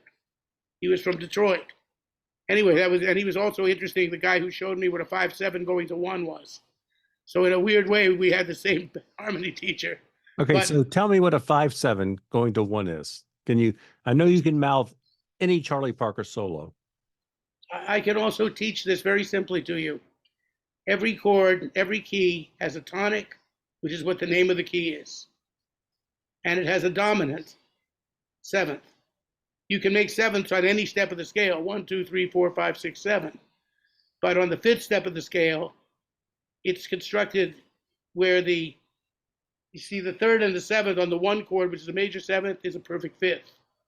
On the 2 chord, which is a minor 7th, there's a perfect 5th between the third and the seventh. Those are the defining notes of the chord, not the root and the fifth. And the three has a perfect fifth. Anyway, the only one of the 7 places that you can build a chord on, what they call the diatonic series, is the 5/7. There's what they call a tritone, which is a flatted fifth between the third and the seventh.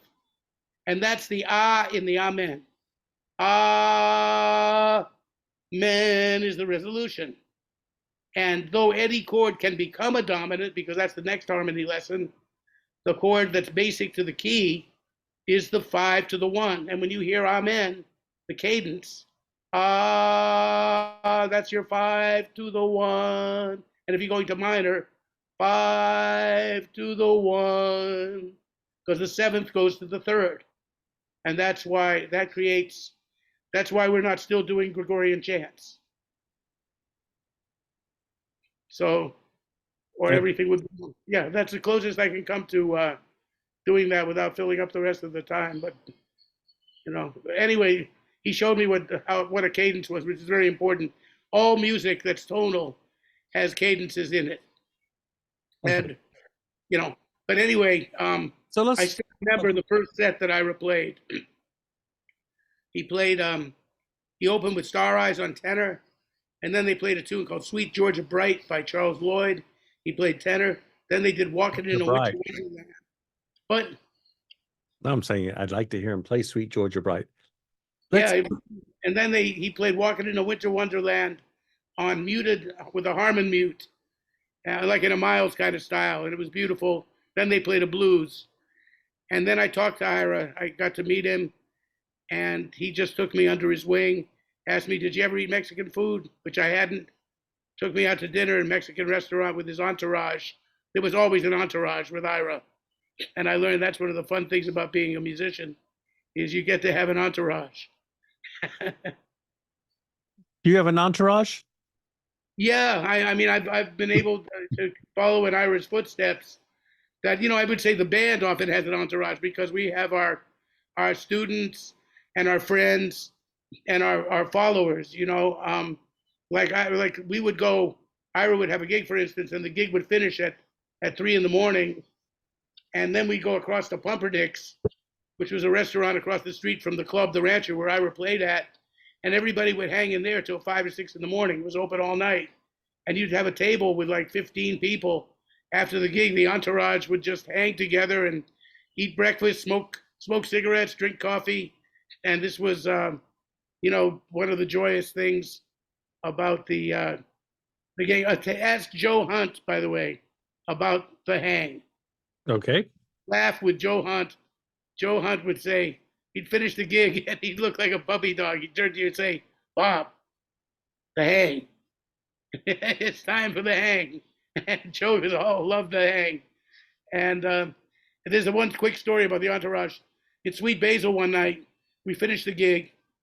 And after the gig, I had about 7 or 8 friends.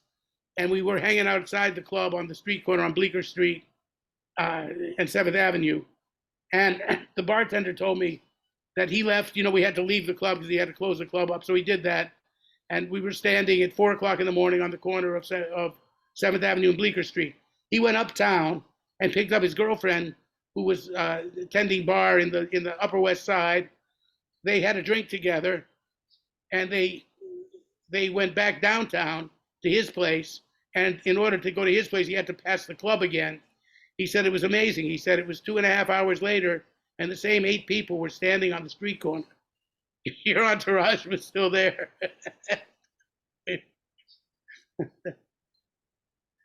We need to talk more So about Sullivan, but let's listen to some Phil Woods. Yeah, well, we should. Let me get Phil Woods in a minute because we should listen to a little more of me. We Okay, haven't absolutely. played much of me. I mean, I'm talking about everybody, but I think we should play something. I mean, yeah.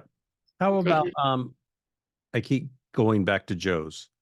Well, this is rather, this is a vocal that I sang for a while, but it was never playing tenor, and singing was something that I did. I mean, I can't do it anymore because of this operation. And this features Tony Castellano. We can play it. Or how about May and June first? Well, that's from a newer record by a very good, great Canadian piano player named Bernie Sinensky. So if you disagree with me one more time, I'm going to play Billie Holiday. So I wish you play a would. short piece by Billie Holiday, and then you can choose a piece of your own. Yeah, well, you can play Billie Holiday all night. I just won't try to.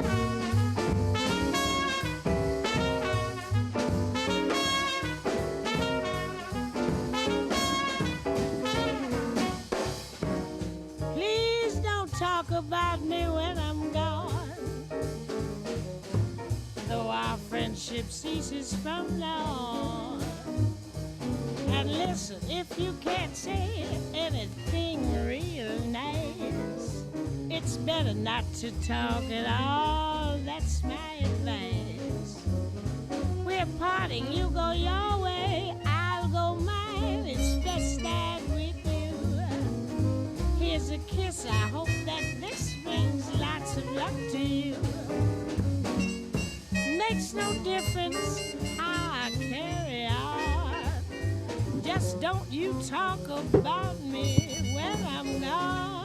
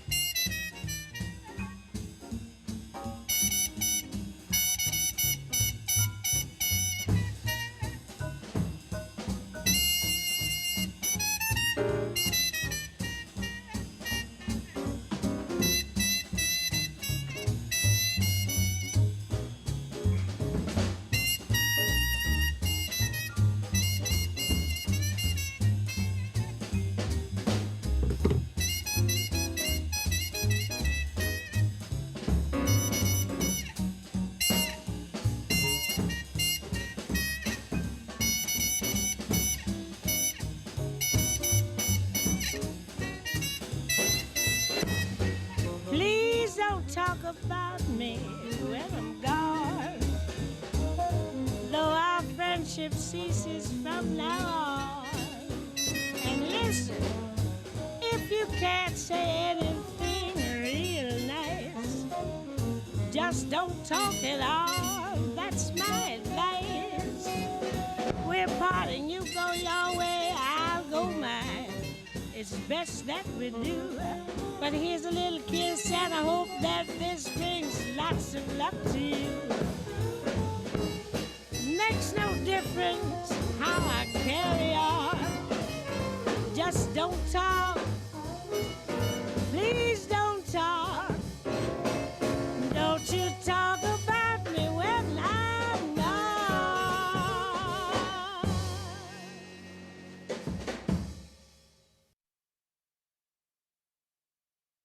It's my pleasure now to introduce a very brilliant young saxophone player, Bob Mover.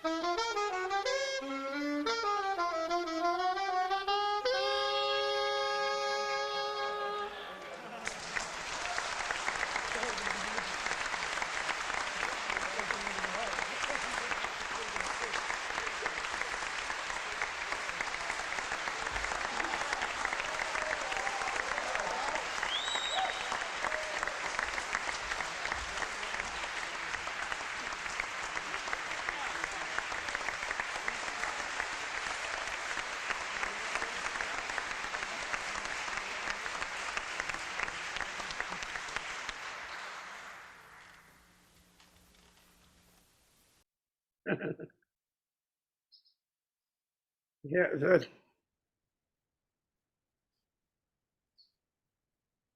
Incredible. Incredible. Tell us about that date. well, that was from a Harvard University concert that Konitz and Lee and I did. It was Lee with the University Big Band, and Tom Everett and Lee worked it out that I should come and play 2 tunes. I think 2 or 3 tunes we did, just duets. And I might have played something with the big band too. I can't remember. Tom would know. I don't know, but I know it was mostly Lee with the big band. But then we did this, and we really had a great time. There's a funny moment in there because I had quoted his original solo from the original record of Subconsciously.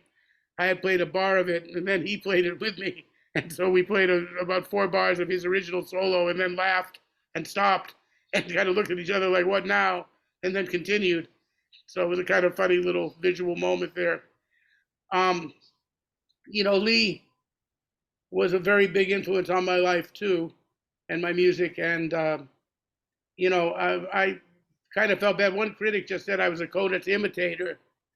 And, the thing was, I wasn't really, if you heard other stuff I did at the time, I wasn't sounding as much like Lee. But when you play with Lee, we talked a lot about achieving a blend. And, actually, there are times when he kind of blended with me too. But, he was the elder, and I'm trying to fit in with his concept. Because even though it's a duo, he still was kind of the leader to me.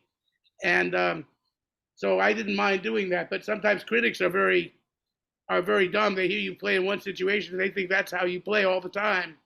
And which is okay. I wish I played as well as that all the time. But the chart before that, we heard Benny Carter with Billie Holiday, and although I love Johnny Hodges too, and I got to hear Johnny Hodges and knew him a little bit, but I had a friendship with Benny Carter that lasted for some years. Then we would talk on the phone a few times a year and have real nice conversations. And he was a beautiful person. And when I met him, so Benny Carter saw you play. He saw me play. So what's it like to play? We're both half the age of Benny Carter. What was it like to have him look at you? Well, you really want to know. This is weird. It was in Nice. It was in Nice, and Chet Baker and Zoot Sims were arguing. They were having the worst argument you could imagine. Every concert, Chet he couldn't get the drugs that he needed, and he was in a pretty bad mood. And Zoot was antagonizing him. And, Chet didn't really like drinkers, and Zoot liked to drink. So they were really. You said Chet does not like drinkers. Chet Baker did not like drinkers. He didn't like people being high. He might like people being high. He just didn't like people being drunk. There's a difference, which there is. But I thought Zoot was a very pleasant drunk. To me, he was, because he liked me. But he and Chet just had never gotten along, I guess. I wasn't there. I was at this occasion.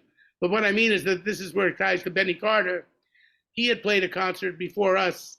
It was the Grand George Wein Grand Parade de Jazz, which was people of all, from all walks of jazz, you might say, traditional and more modern and everything but avant-garde. None of that. But, anything with chord changes and melodies. And so he had played a concert with Earl Warren, the lead alto player from the original Count Basie band. They had done a 2 alto thing that was beautiful. I loved it. I was there, and we were following them. We were the next act with Chet. It was an all-star band with, this was my first trip to Europe.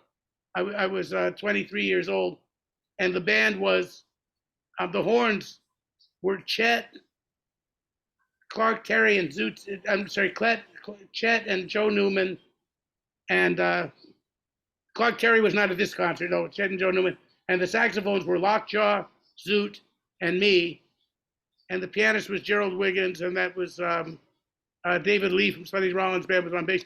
But anyway, you're up there with Lockjaw and Zoot and Chet and Joe Newman, and as I'm getting my horn out, Benny Carter is leaving the stage, and he walks over and he says, "Oh, alto man." I said, "Yeah." I said, "Man, you sound great." And we start talking and this and that. And I said, "I'm playing with Chet." He says, "Oh, I've known Chet since he was a young man in Los Angeles. We've known him a long time, and he's a good, great musician, and you're having fun." And I said, "Oh, this is just amazing being here." And we started rapping. So then I said, Benny said, "Well, I'm going to stick around and hear you. I was going to go home. I was going to leave. But since you're going to play alto, I want to hear you play." So I was like, whoa. And I started to be nervous, but I didn't have time to be nervous because we went into playing 4, and I took the break on 4, and then I heard Chet and Lockjaw screaming Chet and Zoot screaming at each other in the background there, calling each other, Zoot saying, "Chet, you're a fucking baby, you're a friggin' baby. You've always been a baby, and this and that." And Chet says, "Well, you're a drunk. You're this," and they're hollering at each other. And this is not going well. And I'm the only guy that took the break. I wait for somebody else to come in, so I took the first one. And while I'm playing, all of a sudden, Lockjaw, who's a big guy, goes boom. That huge hand comes crashing down, cutting everybody off, and the music stops. The rhythm section stops playing.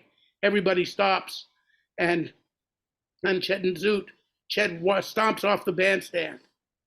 So I went to get Chet to come back to the bandstand because he's supposed to be making this comeback. I say, "Chet, please come back.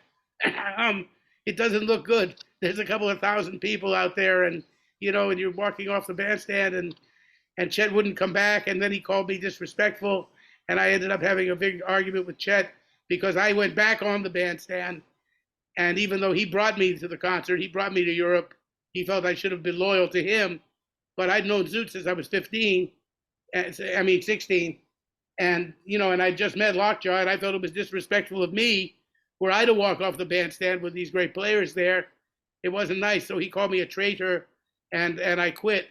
And I joined him again about 2 weeks later in Belgium, but that's another story. So I didn't get to play for Benny, but there's a bright side. A few years later, I was on the phone with my friend Brooks Kerr, and Brooks was a blind pianist, and he was a great historian of the music. He knew everything about Duke Ellington. Duke Ellington had said, "If you want to know about our band, just ask anything about our band. Ask Brooks Kerr.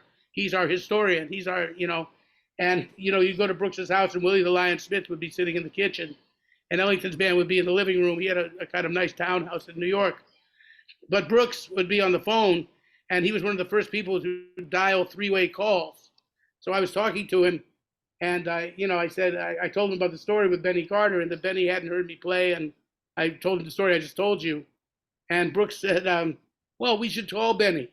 You go, "I'll introduce you to Benny." I said, "Well, I had met him later. Actually, Chet and I went to Brussels. We had a day off when I actually made up with Chet." And we went to hear Benny together, and I had a wonderful talk with him. And I said, "That's good." I said, "But I never played for him or anything, but I'd love to talk to him some more because he was a really great guy." And Brooks said, "Come on, I'll call him up." So we call him up in LA, and Benny says, "Bob Mover." He said, "I know who you are." I said, "What?" He said, "I have a beautiful record of you playing a ballad, one of my favorite alto ballads." I was like, "What?" I said, he's flattering me. It's this. He said, "No, I'll tell you what it was." He said, "Didn't you record 'We'll Be Together Again'?" And I said, yeah, I did that on my Vanguard record, second record I did with Kenny Barron. So he said, yes. He said, well, I have listened to that record many times. And Great I was record, like, great record. But I don't have that record, but I want to play, I don't either. I definitely want to play your daughter's Yeah, let's do Peggy that. Lee fan. But anyway, Benny Carter was that, I thought it was very funny that that he liked that. So Okay. I was, and then So we this started is to your talk daughter, regularly. Emily, right? My daughter Emily is a wonderful singer and songwriter. She writes her own tunes as well. This isn't one of them. She's touring Europe right now. She's in Belgium on tour, and she plays all over the world.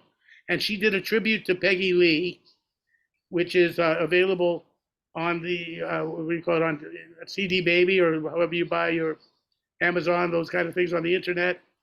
And the record features, I should So say. tell me, Bob, so who wrote Where or When? I know Benny Goodman's version.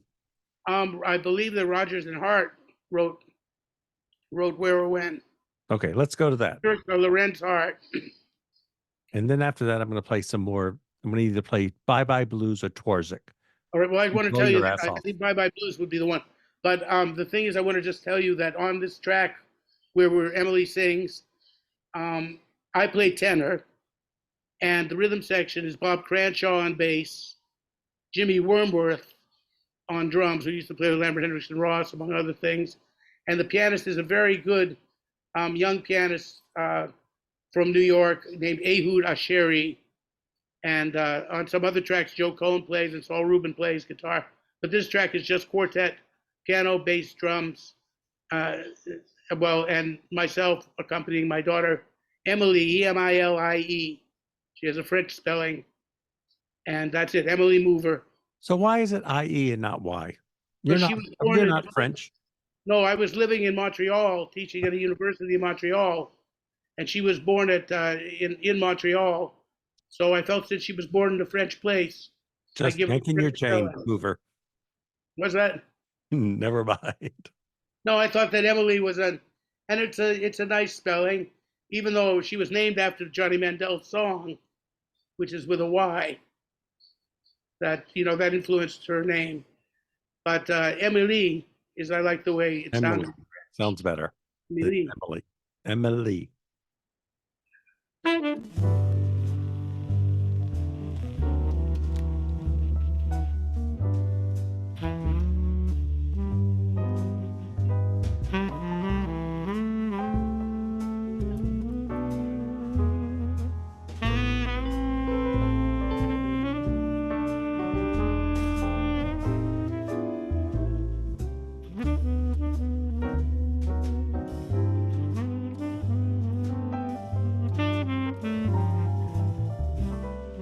It seems we've stood and talked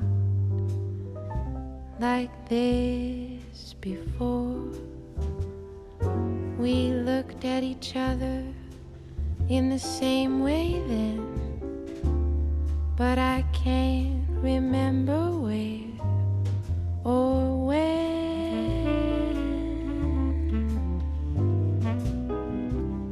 The clothes you're wearing are the clothes you wore. The smile you are smiling, you were smiling then, but I can't remember where or when.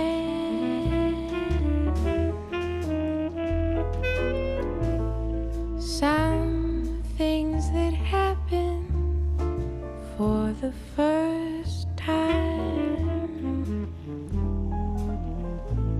seem to be happening again.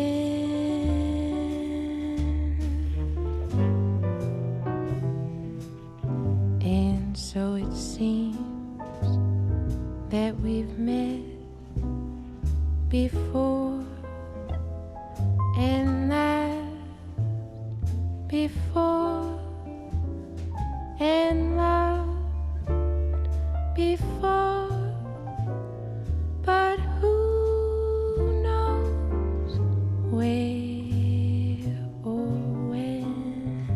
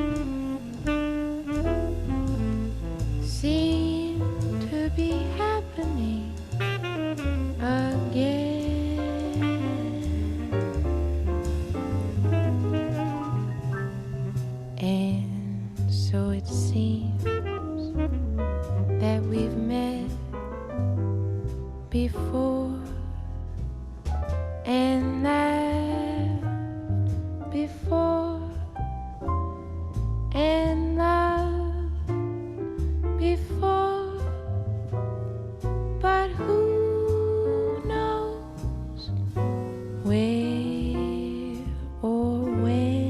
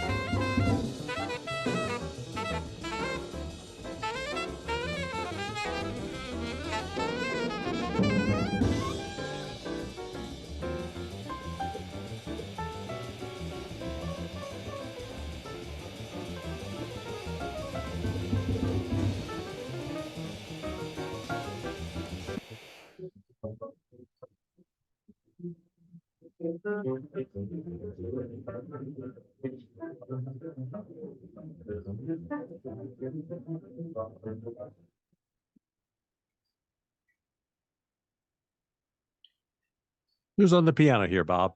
Albert Daly. Albert Daly, Yeah, a man close to your heart. very close to my heart. Is it playing still? Oh, and Bobby Ward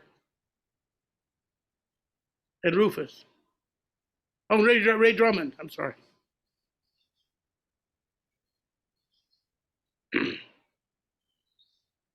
We have to talk about Bobby Ward another night.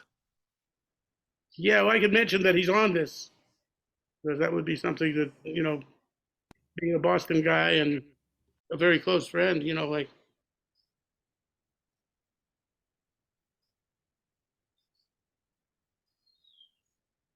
I only know Bobby from your records, from Xanadu and Choice and those 70s and 80s records. That's all he did. He did some free records with Ken McIntyre. He did some stuff like that, and he might have done something a little later too, but this is really the only time he really got out in the world, unfortunately. And Where's Bobby from? Boston. Boston. He lived in Mattapan all his life. He lived and died in the house he was born in. Yeah, he was. I'm just wondering, do we have time for one more after this? Yeah, we have time for one more song. Any questions from? Emily likes Blossom Dearie. She's one of her influences. She likes.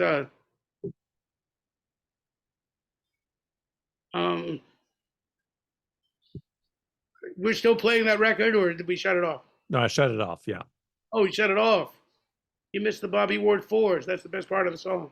Well, we can go back to it.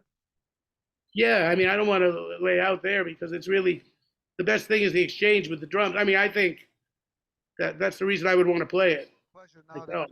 introduce And I don't see why we would interrupt that. Okay, we won't. Let me find it. I've got like 20 screens in front of me, so Yeah, be yeah. No, patient. I thought it was playing while we were talking. At the beginning of our talking, let's see. Hold on. Well, it doesn't matter now. I mean, let's play something else. But because the record is unavailable, you can't find this record. It never became a CD, and probably nobody will ever have a chance to hear it again. And Bobby's dead, so I would like it to be played.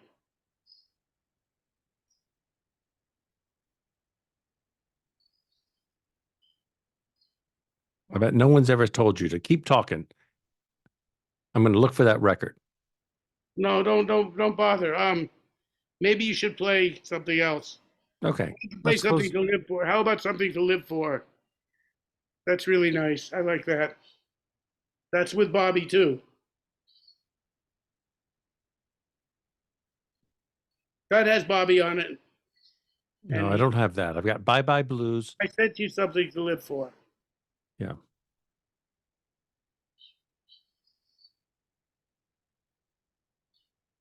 I don't have it. How about I Follow Love in Too Easily or Yesterday's? Why don't we play Yesterday's with Albert Daly, this duet? Yesterday's. Yeah, that's nice. I guess these machines they didn't get you. Oh, actually, no, I found the. Let's see. You can go back. Nope.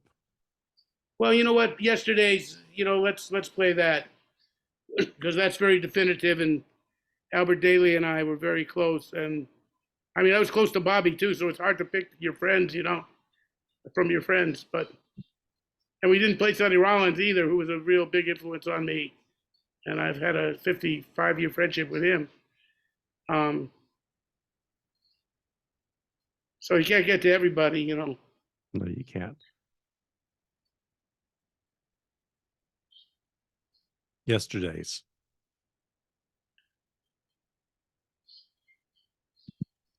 This is from the same record called Things Unseen on Xanadu. And they made about 100 copies on CD in Japan. It's never been reissued.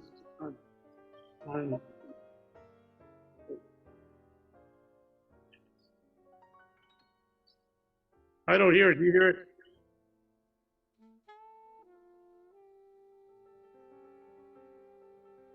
I'm hearing silence.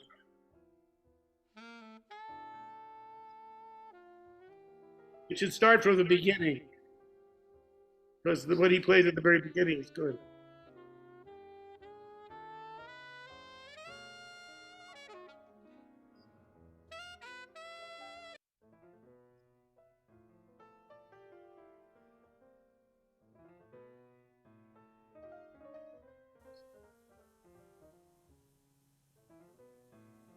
His introduction is beautiful.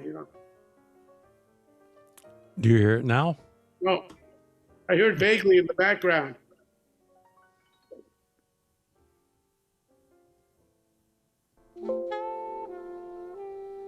Now I hear it. You still didn't hear the introduction.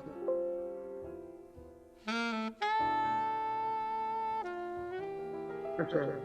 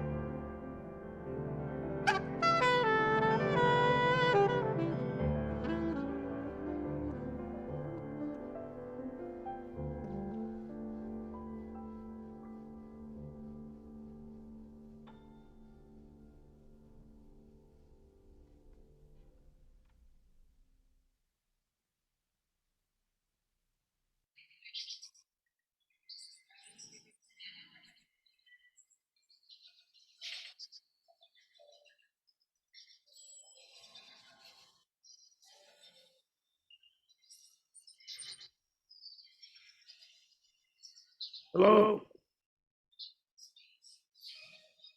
I don't hear you.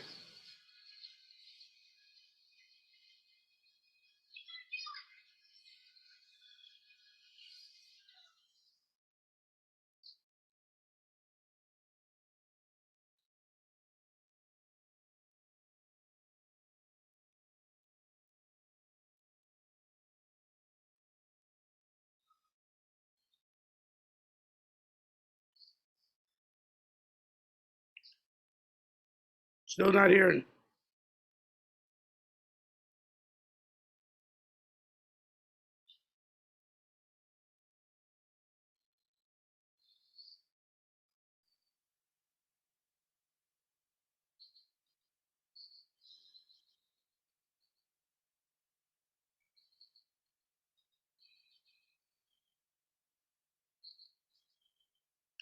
That's Albert having a practice stroke on us.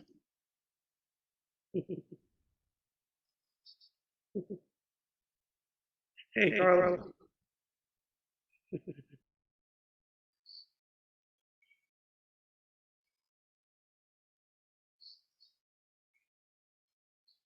Theodore had a question or a comment or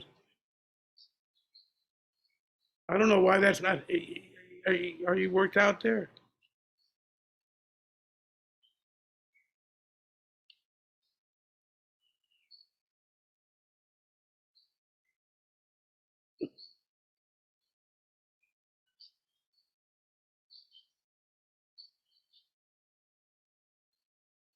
How about this? This should work. Ah, Voila. that's good. It gave everybody a bit to think about Albert's playing. Yeah. Albert's beautiful.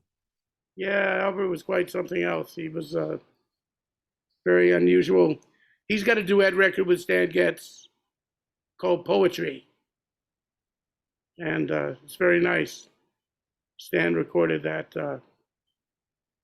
And he was a big supporter of Albert. And he left us too soon. And, you know, I learned a lot from him. I've always learned from piano players. You know, I'm sorry we didn't get to Tony Castellano because he's somebody I really learned an awful lot from too. And you know, there was you know, Sonny Rollins has a theory that saxophone players are essentially translators of pianists, which is an interesting kind of thing. And then Bobby Ward, you know, the relationships with drummers, like I had a brief relationship with Kluk, and that was great because you need a drummer. And Bobby and I had a few years where I learned about the give and take of the drums, and this and that. And Steve Williams, who's another drummer I played with quite a bit, he was with Shirley Horn for a long time. We used to joke, we'd say, lovers come and go, but drummers are forever.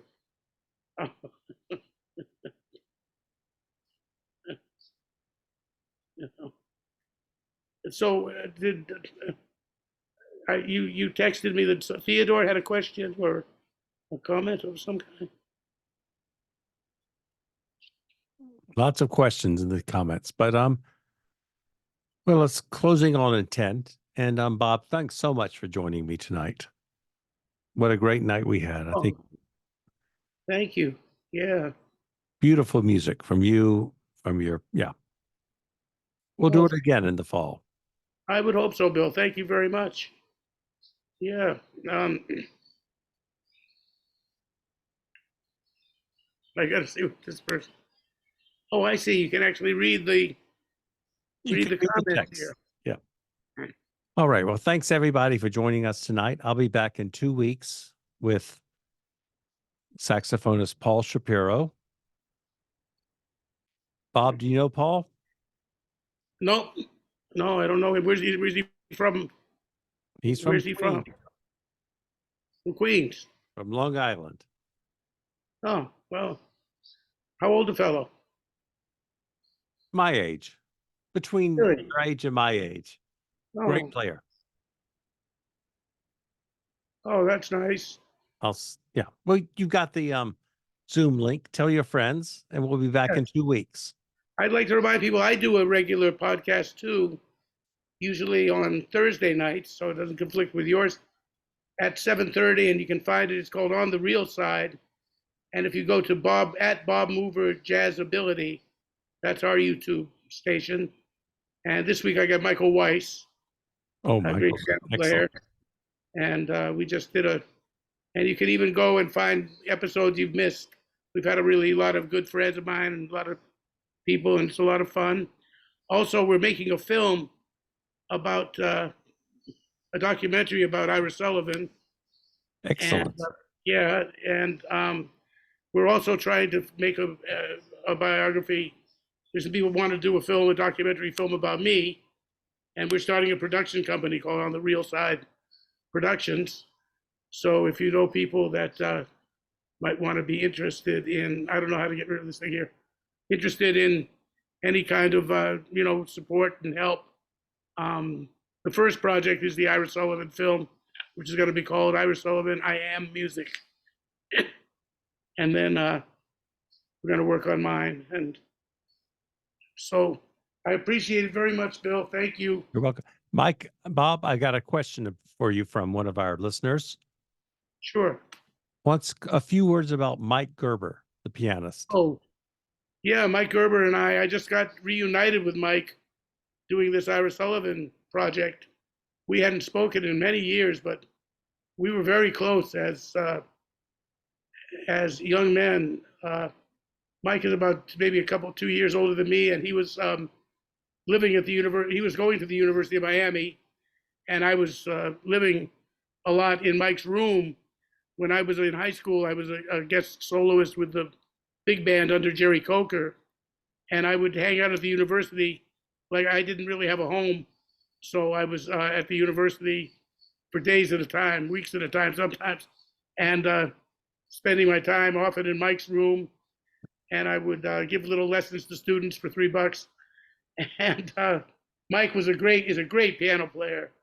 And we learned, there's a certain relationship you have when you're in your formative years together. We would stay in the practice building. We would hide out when they closed and stay there till the sun came up, playing Stella by Starlight in 12 keys. Mike is an incredible musician, and I learned a lot from another piano player. He's somebody I learned a lot from too. And he's doing well. I talked to him yesterday. Yeah. Thank you, Mr. Mover. And we have a Stella by Starlight somewhere in the to play sometime. Thank you, Dr. Baker. It never got through, or I never found it. It didn't get through. Oh. But well, good night, everybody. I'll be back in 2 weeks. Thanks, Mr. Mover. Thanks, everyone. Thank Pleasure. Cliff. Dr. Goldberg. Thank you. You're welcome.